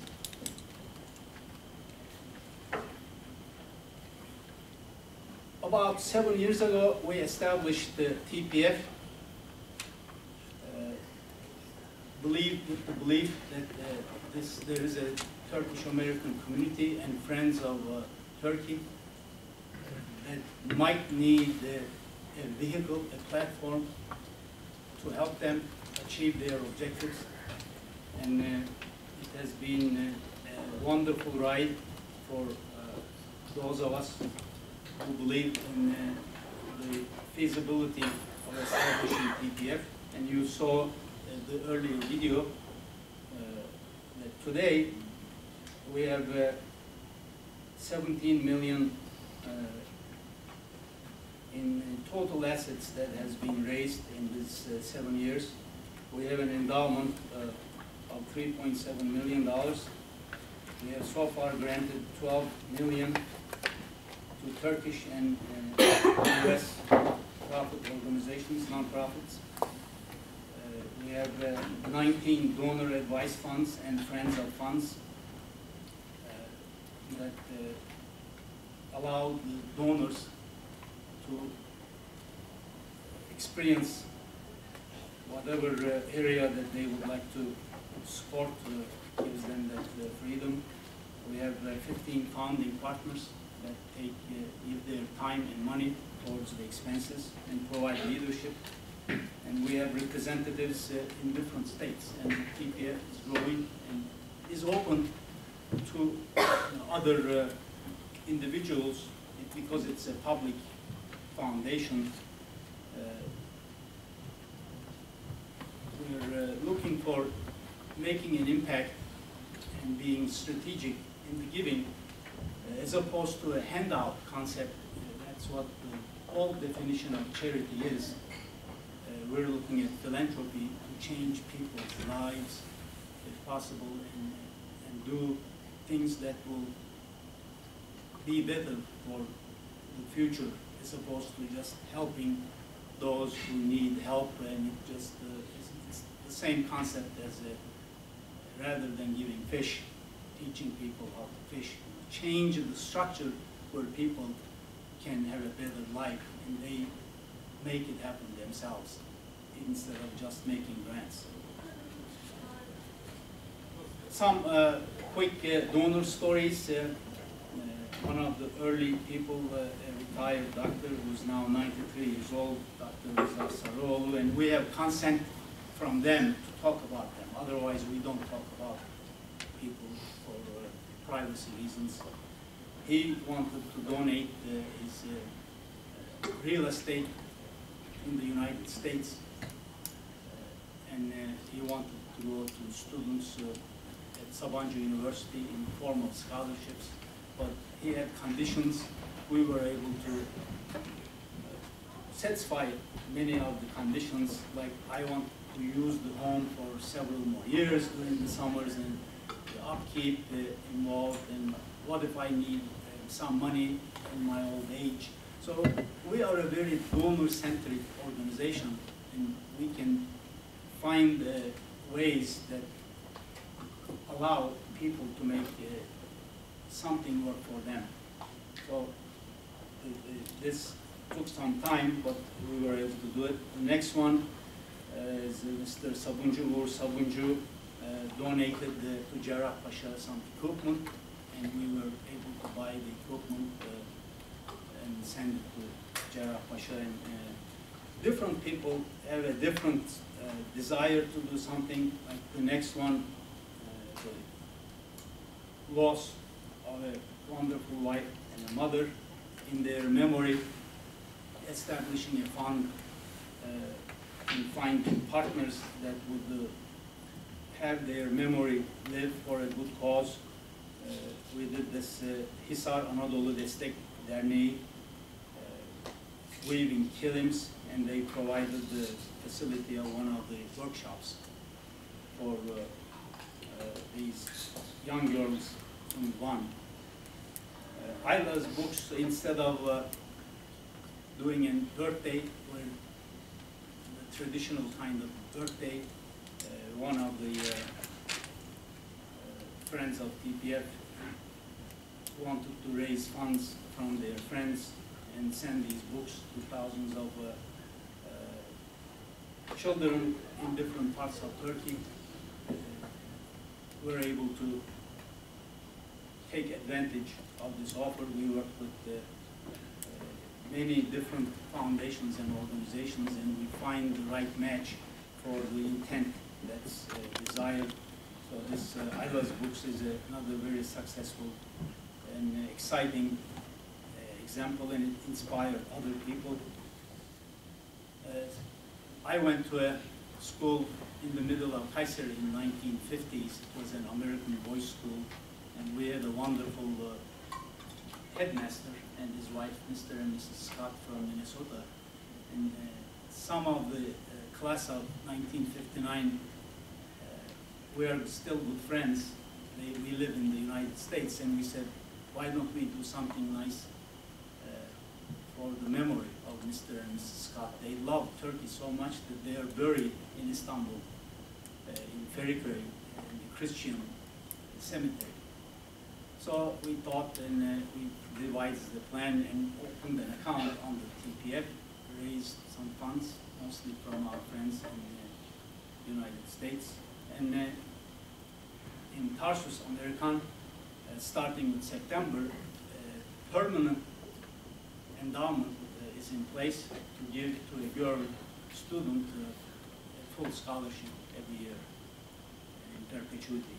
So it is possible, and this last story is about Çaykışla, Nick Porcaro, who is an architect, in memory of his father-in-law, and in memory of Nesli and Aslı Başgöz and their mother, in memory of their mothers.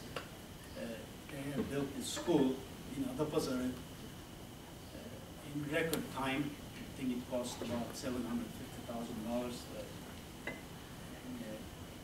Very successful. Now they give scholarships to those students. So different people have a different desire, and through us they do that. One earthquake in 2011 was another example, disaster relief, like the Soma disaster relief. TPF, the funds come to TPF from different organizations and individuals. Close to $500,000 was collected, and 100% of this was sent to different organizations, and we made agreements. We do due diligence, so it isn't like, here is a check and do whatever you want to do with it. We negotiate with Kızılay, with Akut, and all those. There is an agreement in writing, so there is accountability.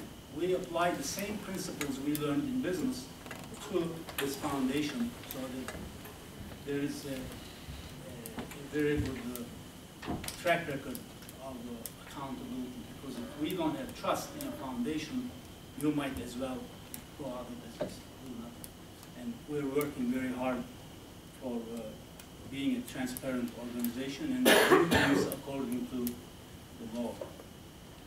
Last is, this is the story of TPF, Turkish Philanthropy Funds. It's one donor at a time, and just a platform. When the time comes, whether it's now, next year, 10 years from now, 20 years from now, would like you to know that this is why this was started, and it isn't just a few people's efforts, time and money, but many others, and it's growing, and over time will be even growing with the same values of flexibility, sense of urgency, and transparency. And now I'm open for questions. Thank you for listening to me.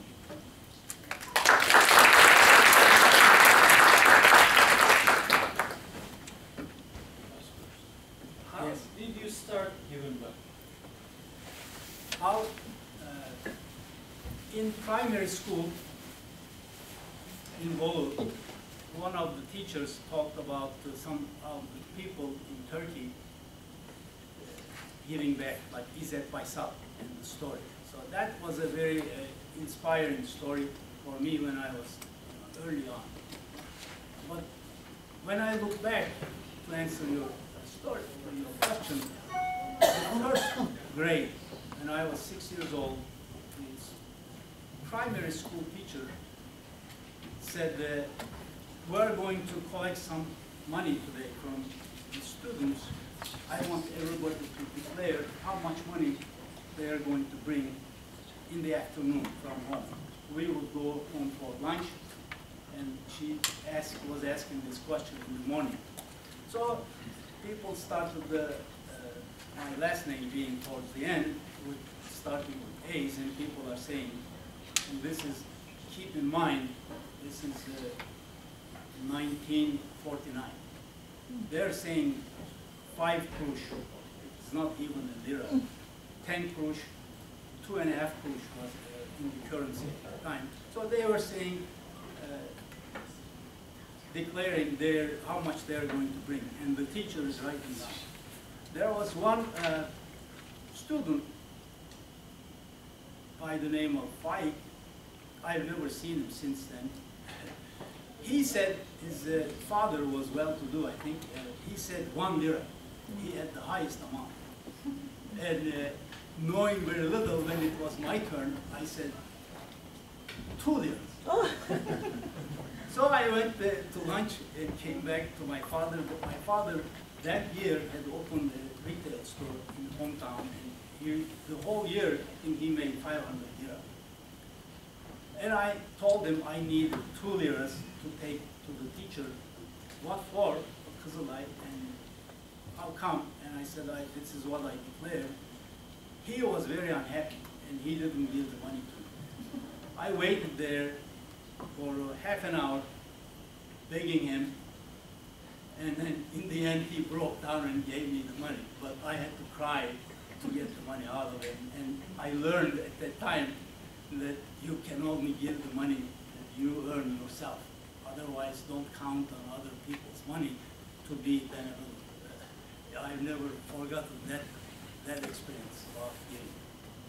But it's really, as I received help, financial help in high school, then coming to Columbia for MBA, that was all a scholarship.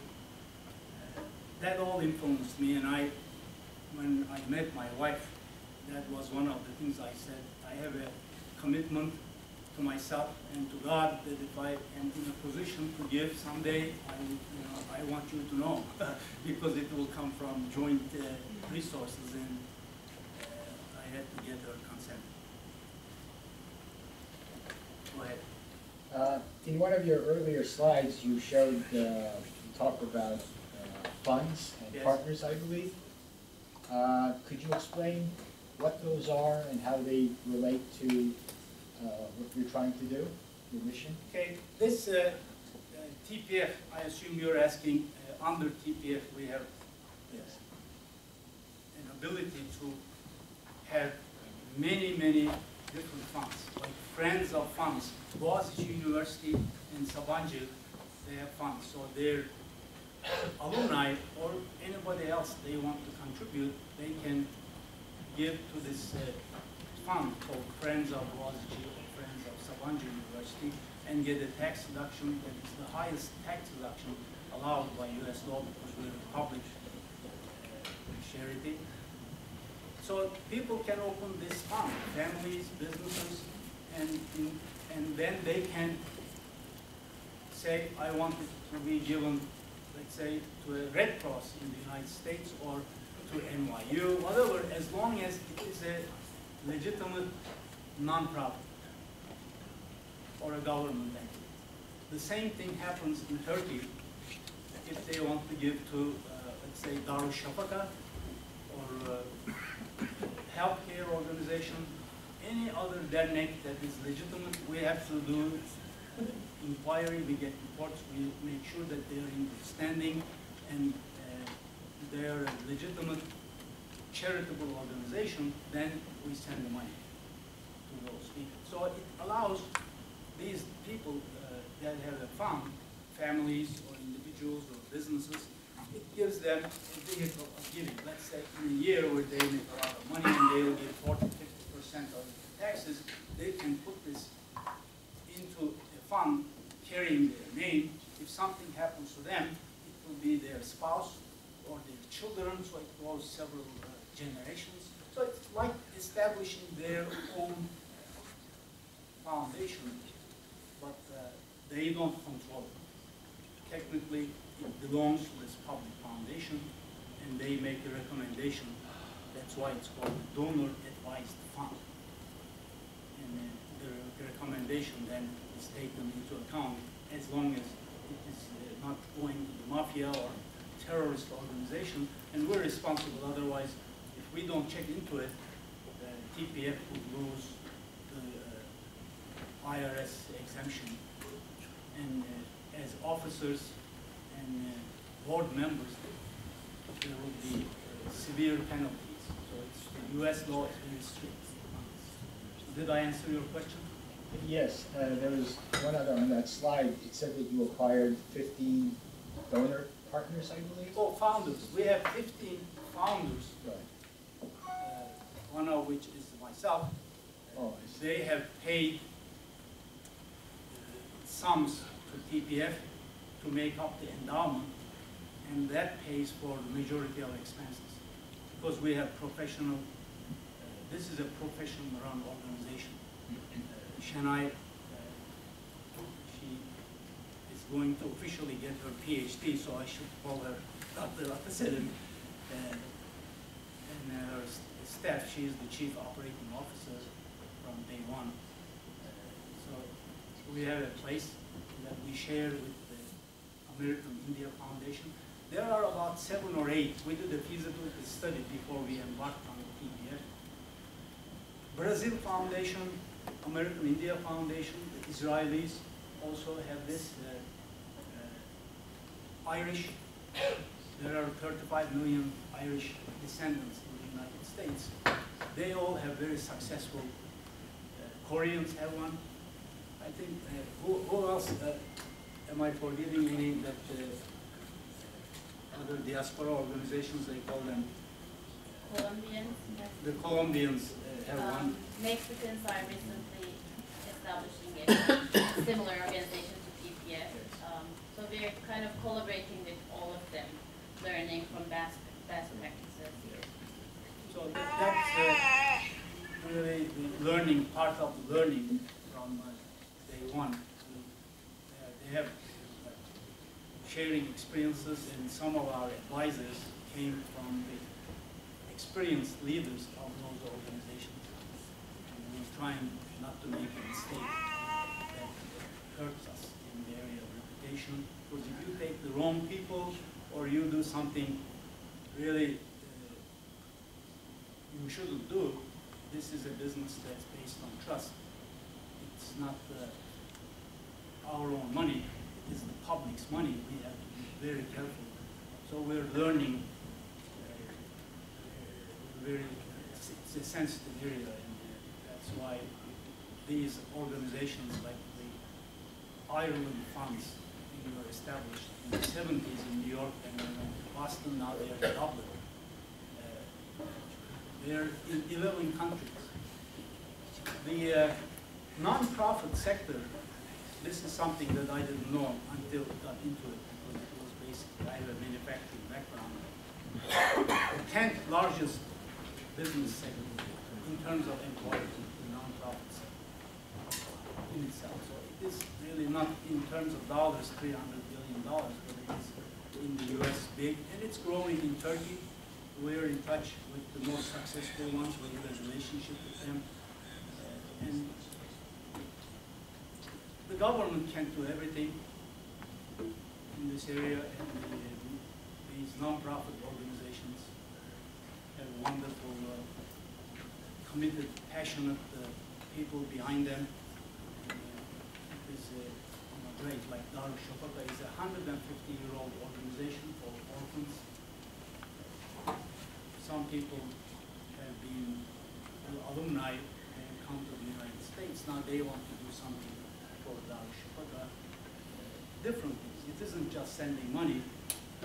One person in Seattle I heard of, we are in discussions with them. They support for Darul Shafaka robotics competition for the students. So part of what we do is the people, like we have one donor, loves photography competitions. And he's promoting, giving awards to young photographers in Istanbul. Every year there's an exhibit in a nice place, and he works in London. So different people have different ideas in mind, and we help them with the connections and with the transfer of money and the tax government. It's all different. Any other questions? Do you work with organizations like Foundation Center and obtain any financial aid from American companies? Should I? You can answer that question better than me. The answer is yes, we work with them, but... Foundation Center itself does not give grants. Yeah, we know them very well. They know us too. They're kind of providing training and support to nonprofit organizations in the United States. In terms of getting money from other foundations in the United States, we haven't really. And that's one of the, we have been getting a lot of matching gifts from corporations when a donor, when a donor makes a donation to TPF, if their corporations are providing matching gift options, that we have been receiving, but we haven't received corporation grants yet. All of our money to our operations have been coming from individuals. But I should say we have one of our funding partners is US-based Turkish foundation, the foundation of Koç family in the United States of America Foundation. Does that answer? Yes, sir.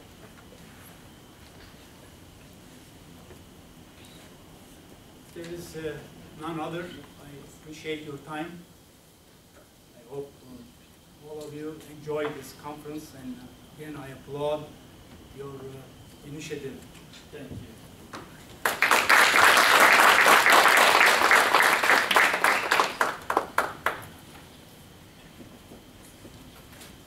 Thank you, Mr. Tashman. Now I'm going to invite a true success story from Pittsburgh, Pennsylvania. Unfortunately, we are not going to have pizza for today, our lunch, because Vocelli Pizza doesn't have any branch in New York. They have over 104 branches in 6 different states. They started in 1988, and really they are here with his father and mother, and welcome again, and Gülsen'in teyze and Hayri amca. And they are selling over 10 million pizzas per year. Vocelli Pizza ranks 54th, ranks 54th in the Pizza Today's Top 100 list in 2012. The rest story, Varol Ablak is going to tell us.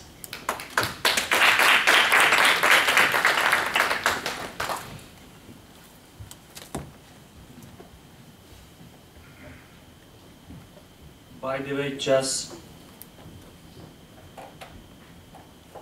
I'm going to open your just.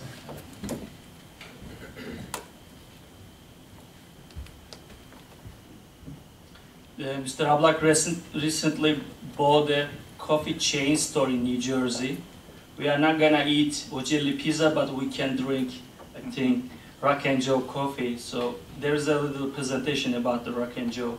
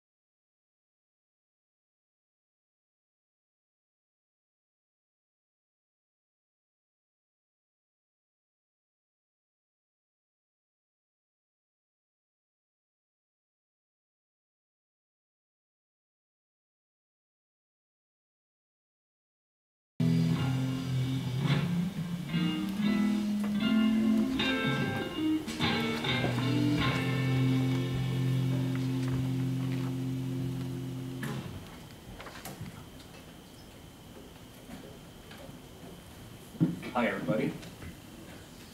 My family says I have ADD, so my story's going to be all over the place today. And first of all, I'd like to thank Jimmy and Turk-of-America and Team of America for today. I think this is a wonderful event. I think we should continue to push entrepreneurism in the United States, and my hat's off to you. You know, a great story about Jimmy. Every time I ask him to do something, or he calls me, or he has some a potential candidate, he doesn't just ask me to, you know, I don't just call the candidate. What happens is he'll spend the whole day with me. We'll tour a store together, so every time something like that, he goes way beyond, you know, what is asked of a friend or any business partner, so thank you, Jimmy. Just to give you a little story about our family, I was born in Zonguldak, Turkey, and little mining town in Zonguldak, and my father was a mining engineer, and being a mining engineer, we traveled to all these little mining towns across the world. You know, we moved from Turkey I left Turkey when I was 3, so my Turkish isn't that great. We went to Germany, lived in Germany for 3 years, in a mining town there, and came to North America to northern Manitoba, a mining town that was so north that there's no roads going in and out in the wintertime. You have to fly in and out. The roads do not get cleaned. And from there, my father, you know, we went to Montreal, Canada, where my father got his master's degree, was learning English, and on top of that, working to support us at the same time. So it was, you know, hard work was learned from a very young age. When I was 8 years old, we came to the United States, another little small mining town in St. Paul, Virginia. In this mining town that we came into, first week, there was a gunshot. We were staying in a little apartment, and I'm looking outside the door, and there was a man laying in a pool of blood. And this is my first experience in the United States. And come to find out, a son shot his father. I'm thinking, what kind of country is this? You know, your first impression is usually not correct, because what happens, we love that town. You know, after a few weeks, we stay there, and you know, we were actually there for 2 years, and then from there we moved to other mining towns, and really struggled a lot, moved around a lot. And I think this is the same story for a lot of Turkish people coming to the United States.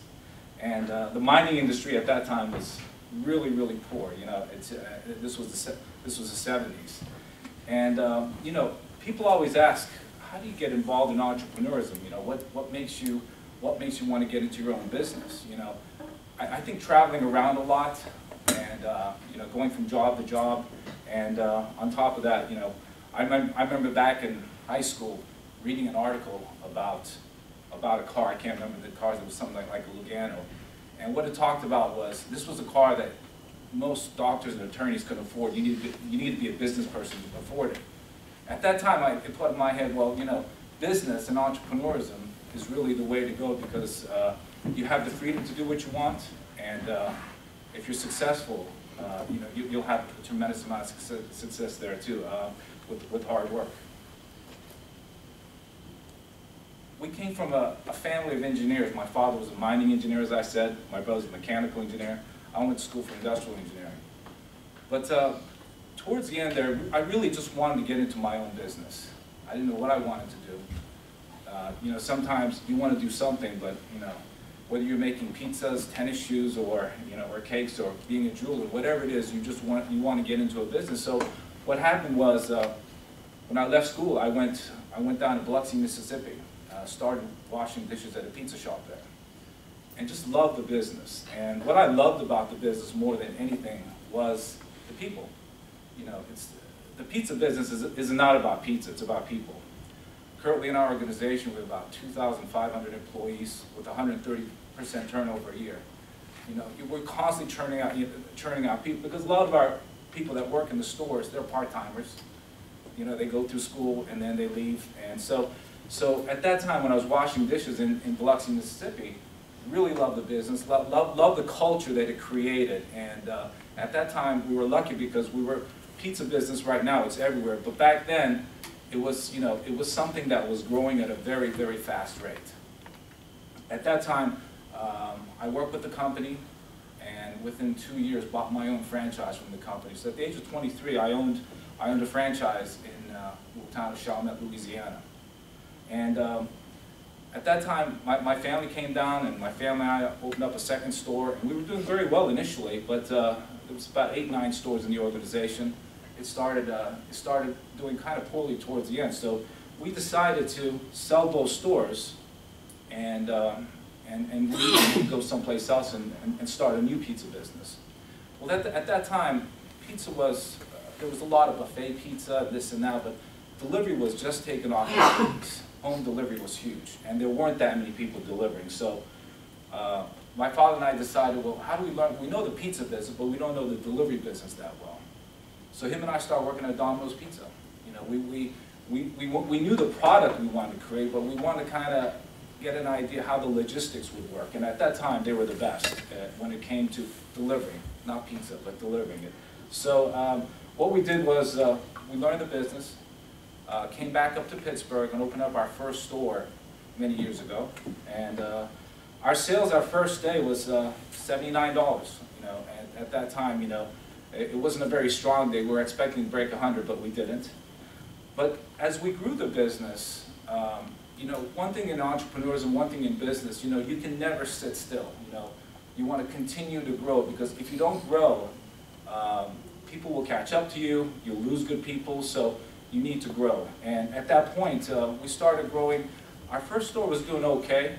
The second store didn't do too well, but the third store paid for the next 10. You know, we opened up in a university. It's just in 800 square feet. We were just doing very, very well. So you always need a little bit of luck. You know, our luck is getting into the right business at the right time, and delivery was really, really taking off then. By 1970, I'm sorry, by the mid-90s, we decided to start franchising. Now, when you start franchising, I figured, well, I know pizza, I can franchise. Well, you know, managing a pizza store and running a franchise organization is really like making cupcakes and screwdrivers. It's two totally different things. And it took me years to figure that out. And when I finally did, you know, what happened was a lot of people, our initial franchisees were really people from the company. Drivers, cooks, people that wanted to come up in the company. So what we did was just made sure we picked the right people. Because when you're franchising, if you pick the wrong person, you're married for that person for 20 years, you know. You either got to find a way to get it. So picking that right person initially is very, very important. And we didn't learn that for years either. So for a while, we had a lot of corporate stores. We had about 40 corporate stores, and we started franchising. But when the franchising business started taking off, what we decided to do is really, really focus on franchising. And franchising in the United States is a $1 trillion industry with a T. And that's just the United States. That's across all companies, and it's booming. And what you do in franchising, as opposed to making your own pizzas, is really you're more of a coach than a player. You know, if someone wanted to buy a franchise from us for Vocelli, they have to come to Pittsburgh for 6 weeks. So we have people, you know, coming there for 6 weeks. It's 3 weeks classroom, 3 weeks, 3 weeks in the store. But they need 1 year of restaurant experience. You know, the restaurant business is not something that you can teach in 3 to 6 weeks. You know, you got to make sure that they have the experience in the past. We have about 24 people in our office, and what we do is we support the stores. We support them. We have 14 different departments, so what we do is anytime they have a finance question, anytime they have a marketing question, we're there for them, and that's what it's all about. On top of that, you know, we create the co-ops, we'll go into areas, and really take the company in a direction that we feel it needs to go. You know, pizza you may think is boring and this and that, but it's a business that, because there's so many competitors in the area, you have to be different. Back in 2000, we were looking at different ideas to get a good, strong hold in our business, and I traveled across the country and saw all these different call centers that people were ordering to order their pizza. Well, we decided to get into that. You know, at its peak, we were handling 40,000 calls a week out of our call center. We have a lot of Bangladesh and Indian franchisees in the DC area. Actually, we have more stores in DC. That's our largest market. We have about 40, 45 stores in that market. But most of our franchisees are Indian. So what happens is, you know, when we're taking orders for them, You know, it was a great business model, worked well, plus on top of that we had one single phone number, which was huge. Instead of each individual store having a phone number, we had a 1-800 number. It was 1-800-707-1111, which we paid $20,000 for. So every customer in our markets would call the one number. Well, in 2005, there was a flood in Pittsburgh, and it knocked all the phone lines out. You know, people in Florida and DC don't care if there's a flood in Pittsburgh and they can't take the orders. Our franchisees were very, very upset, to say the least. So we decided to outsource 25% of the business to a company in Calcutta, India. So we went to Calcutta, had 4 or 5 weeks of training out there, and it was amazing to me, and I learned so much about that because when we went out there to Calcutta, we found out that this call center, they would take a person, and most of the people there were MBAs that were taking the orders. They would take, what they would do is they would take a person, and it would take them like 8 weeks to neutralize their English, an Indian person. Then another 8 weeks to give them either an English accent, Australian accent, or in our case, an American accent. Well, that worked out great for a while. You know, we were answering phones and this and that, but what happened at the end was, I mean, like, questions would come up about the Pittsburgh Penguins or a pickup truck. They had no idea what that was, you know. They were very smart about the business, but, you know, there's things, you know, people will call India to get service from Microsoft, but not to order a large pepperoni. It was very difficult. So at that time, we decided, my wife, who's here today, Celine, was running the call center. Just on that business alone, we had about 200 people. We were open from 9 in the morning to 3 in the morning. And most of the calls are about 1.5 minutes, 2 minutes. But what happened there is just, you know, we learned a lot in that process because we learned that the customer really wanted to talk to the store. So we made a huge investment that didn't work out. And at that time, we immediately jumped to more of an online order support. And with the online order support, what that gave us was more of a, you know, the future was going in that direction. And currently 30% of our orders are coming online. So we're more of a support for that. But you know, being in the franchise business, it's, you know, you want to make sure that, you know, the most important thing and what really makes us happy in the business is when another franchisee is successful. If someone comes to us and they spend a couple $100,000, and we have some franchisees that own 10 stores with us. They put their life investment. They work day and night. If they don't make money, we don't make money. If they're unhappy, we're unhappy. And having that mentality really, really worked. The other way it works also is I think the reason our company became so successful is because we are a family business. And you know, growing up, I came from great genes because my father is extremely hard worker and my mother is great with people. And they're here tonight, so it's a family business. You know, we work together in the business day and night. And you know, unlike a lot of other businesses in the restaurant business, you're open from 11 till 1 at night, 7 days a week. And it's just, and you know, at any time you have 700-800 drivers on the road. And these 700-800 drivers, you know, they're not the best. They're not like the UPS drivers. Sometimes they're kids. Sometimes they're young people. Sometimes they go into rough areas.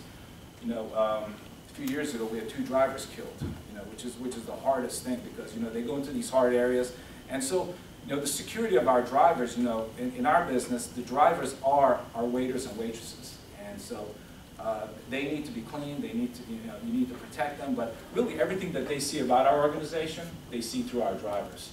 And so, what we learned over the years was really going through that was franchising. And you know, when the pizza business slowed down and it wasn't growing at the rate we want, about 5 years ago, we decided to create a holding company. And our business model right now through the holding company is really to acquire other franchise food brands. Really looking for concepts that are growing that don't know how to franchise or that doesn't want to deal with franchising. A great story is the guy from Rock and Joe, you know, the owner that we bought the company from. He has franchisees and he loved the coffee business but hated dealing with franchisees. That's what we were good at. We deal with franchisees. So when we took over the organization, we had a meeting with them. We kind of implemented a lot of systems in place, and really everyone in our organization right now really works on brands.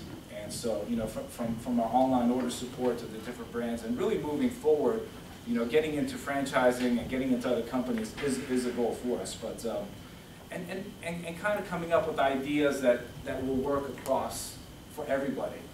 A great story. One of our drivers. I mean, we learned from our own franchisees.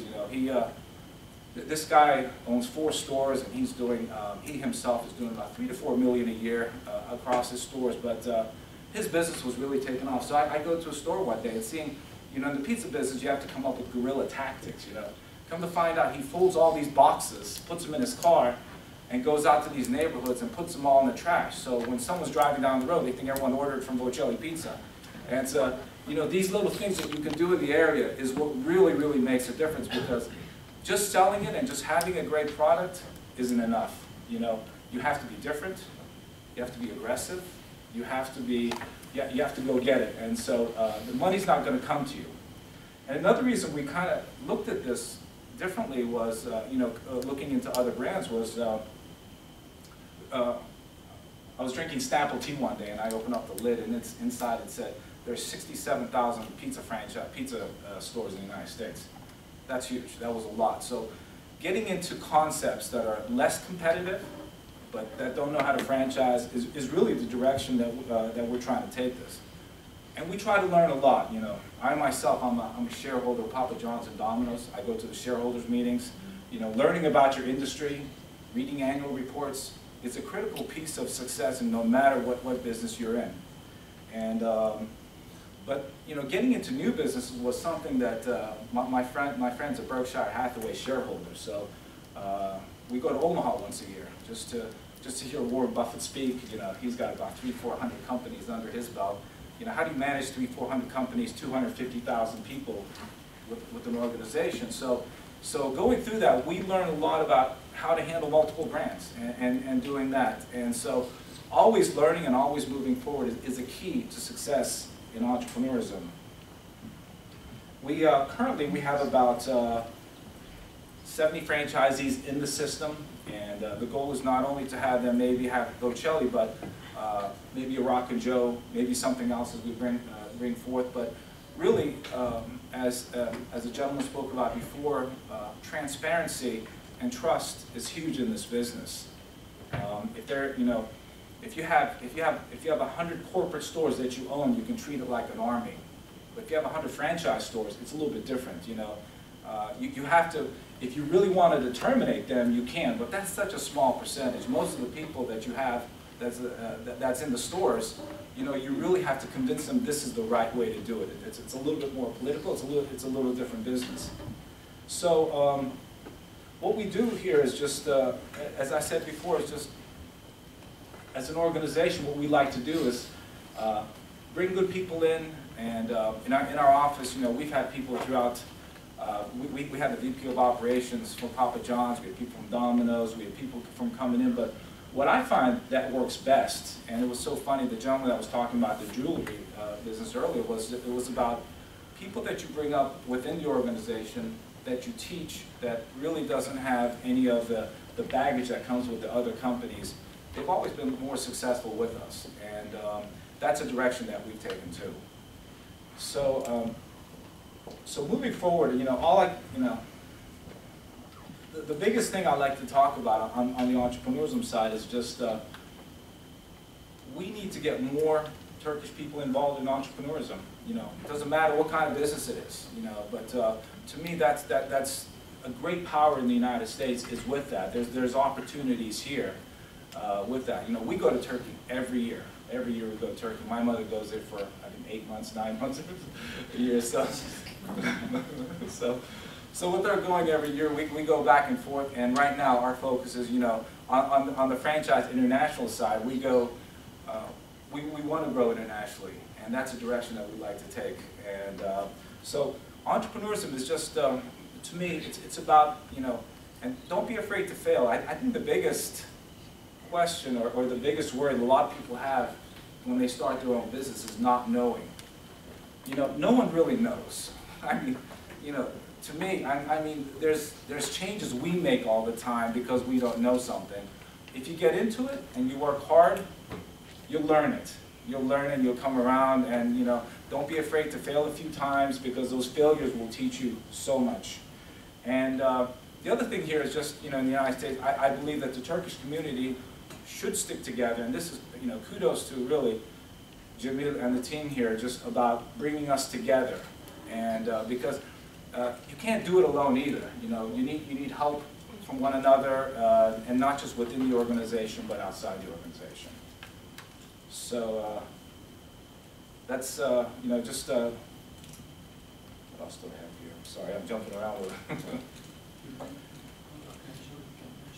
Yeah, the Rock and Jill organization, when we acquired that we acquired that about 8 months ago, and the company's been around for 20 years. Very, very high-end coffee, and that's what we learned about that business. And when we buy a company like that, I went to my wife and I went to El Salvador 3 weeks ago. That's where the origin of the coffee that we get is from. And we met with the farmers there, not knowing much about the coffee. Now I know a lot. That's where does the coffee come from? Our philosophy on the business, whether it's Vocelli or Rock and Joe, is really to bring in a very, very high quality product, bring in a high quality franchisee. So if you got a great product, great franchisee, and great support center, success comes all around. And that's what we're working on right now. And we have 5 stores in northern Jersey. We're looking to come into this market. And really, Rock and Joe's it's Starbucks. Starbucks with a rock and roll theme. That's what it is. And having that rock and roll theme, and Starbucks, luckily doesn't franchise. They're all corporate.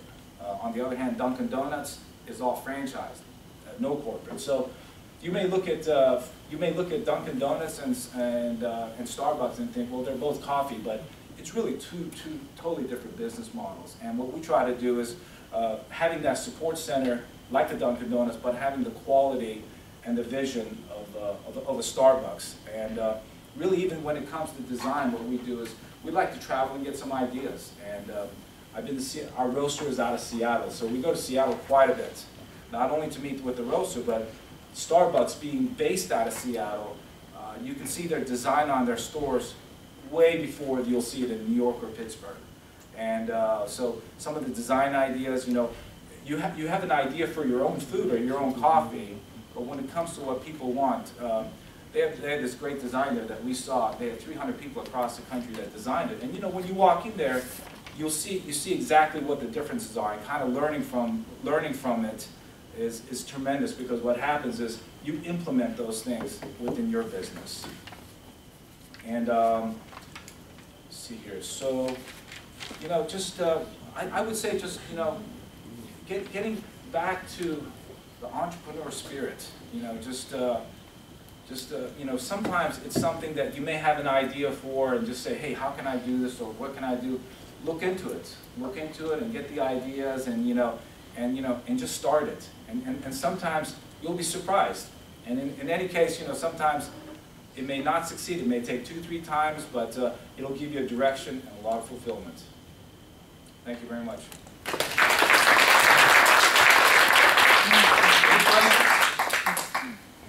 Yes. First of all, thanks for your speech. It was very impressive for me. So my name is Jem, and I would love to tell a little story about myself quickly. I was chasing you last 3 weeks because I was talking with my family, which they live in Kemal, which I believe one of your relatives lives over there, which is... I'm sorry, what town? Kemal. Okay. His name is Varol, one of my father's best friends. So my father mentioned about you. They say there's an Ablak family. They do successful business over there, but they have no idea what were you doing. So I looked it online and reached your name from Wikipedia, and I found the Harry Ablak, which I said, hell no, it cannot be Harry. So my father says probably Irie, which I believe I get all family, yes, yes. Which I believe today is my lucky day. So my question is, I'm doing online food ordering business in New York last 3 years, which we call it My Food Now. We reach 110 restaurants in city with just 2 people team. So I would like to know about your online, the current state of online ordering, and how you guys manage it. Do you have your own software, or do you think you can invest my company or any software. Yeah, I'd love to meet you in person also. Sure, thank you.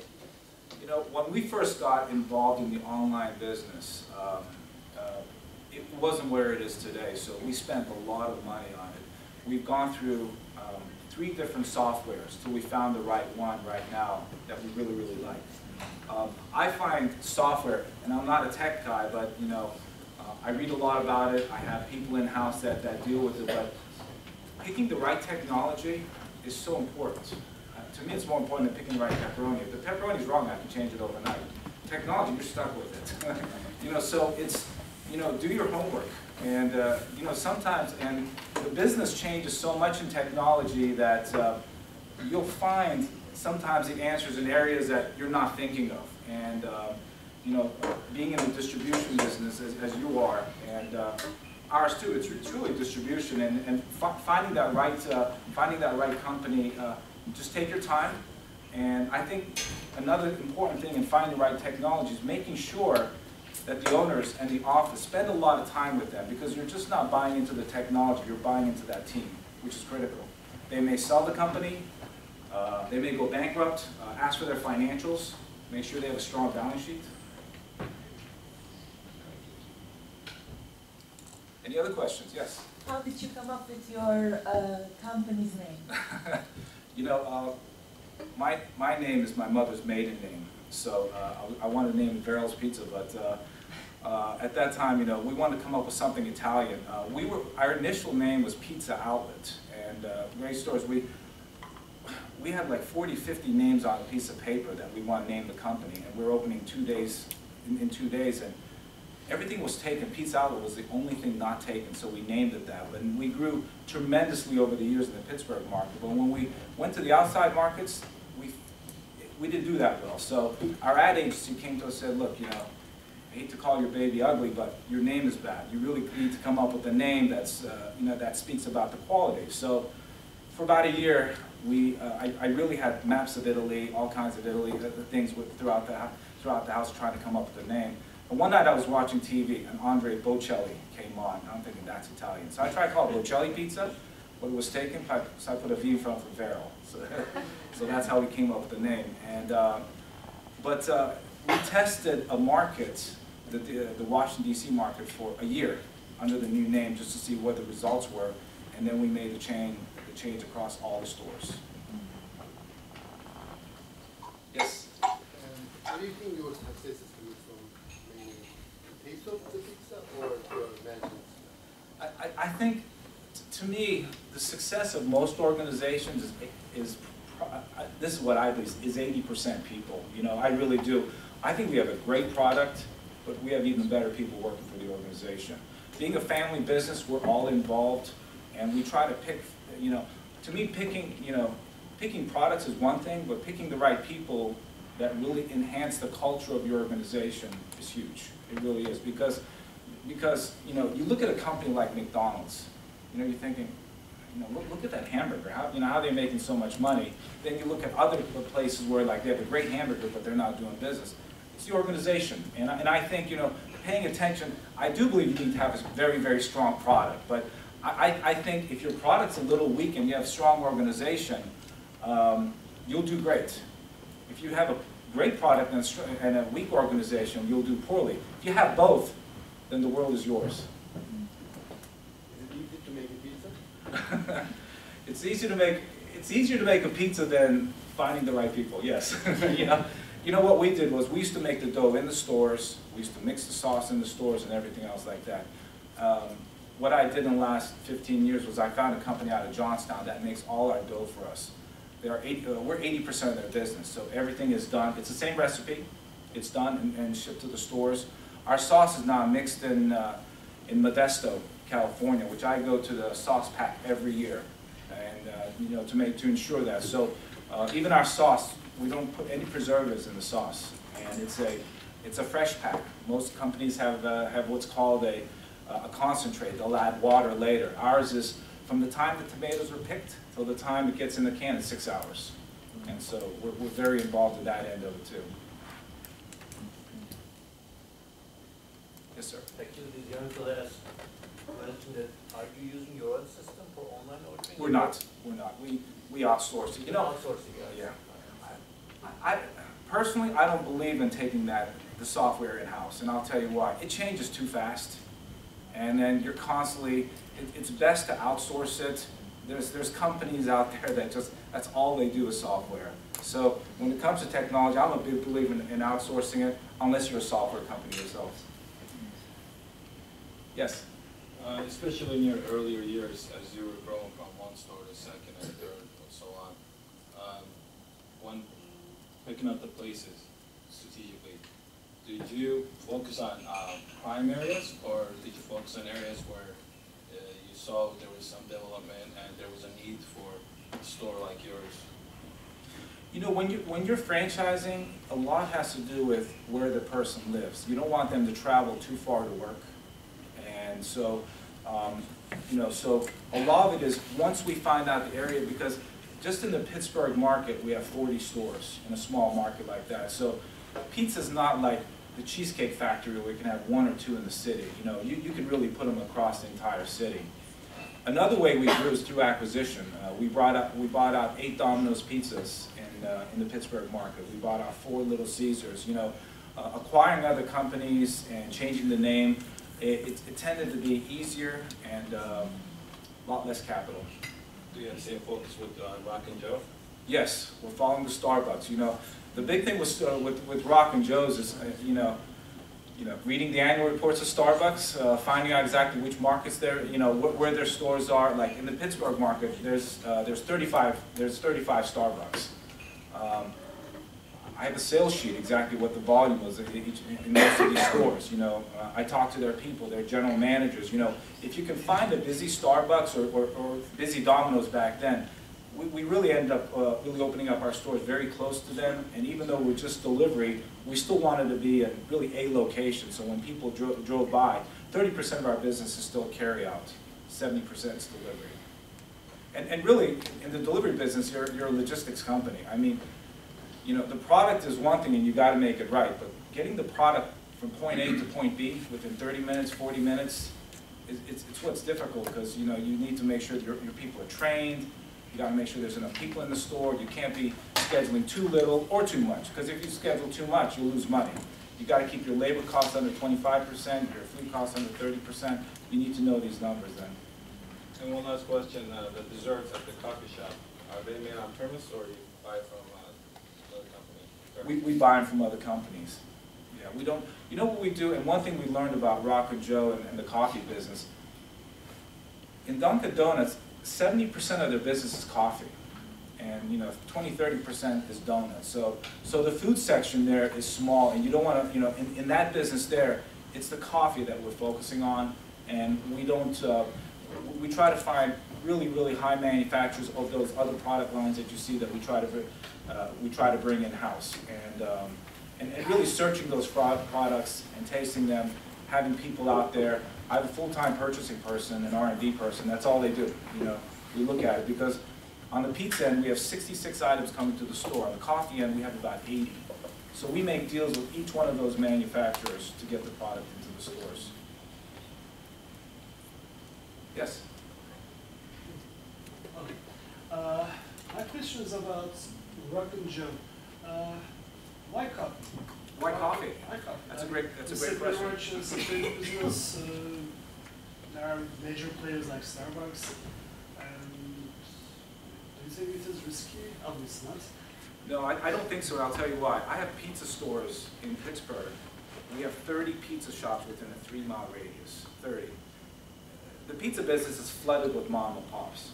In the coffee business, yeah, you have major competitors, but you may only have 3–4 competitors. To me, Starbucks doing those volume isn't what's. It's really the mom and pops that come in that really kill you, because you're not going to put Starbucks out of business, but you can take a little bit here, a little bit there, and the demand for coffee right now is booming in the United States.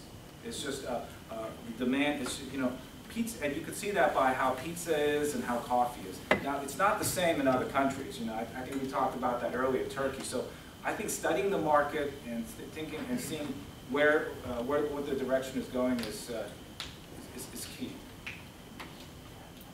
Yes? I live West Haldun in New Jersey. and we have Russian church. Yes, yes. I was just there yesterday. My house. Yeah. And I love it. Thank you. And it's so interesting because I think you opened it 3 years ago, recently, right? Well, we just bought the company. So that company's been around. But it changed. Yeah, yeah. We Because bought. anytime we come back from Europe or Turkey, that's the place I want to go for some reason. And that's the only place they offer. I'm not coffee drinker, but I like cappuccino or some other thing. And that's the only place that they sell, well, I buy cappuccino in a porcelain cup, not a plastic or paper cup. Yeah, yeah. So I love there. I love being there. My mother and father, when we left Pittsburgh 2 days ago, we hit 7 stores on the way. We hit 2 Vocellis in eastern Pennsylvania. We hit all the 5 Moroccan Joes. And really, when you hit them, we talked to the franchisee. The gentleman there, his name is Dan, you know. Everybody has their own issues, and Caldwell is a great area. It's different than any other coffee stores or Starbucks, whatever we have there in that area. I mean, there is only Panera and Starbucks and a couple local stores, but Rottenjo's atmosphere and service and the food quality is different. And you mentioned during your speech how being different is important.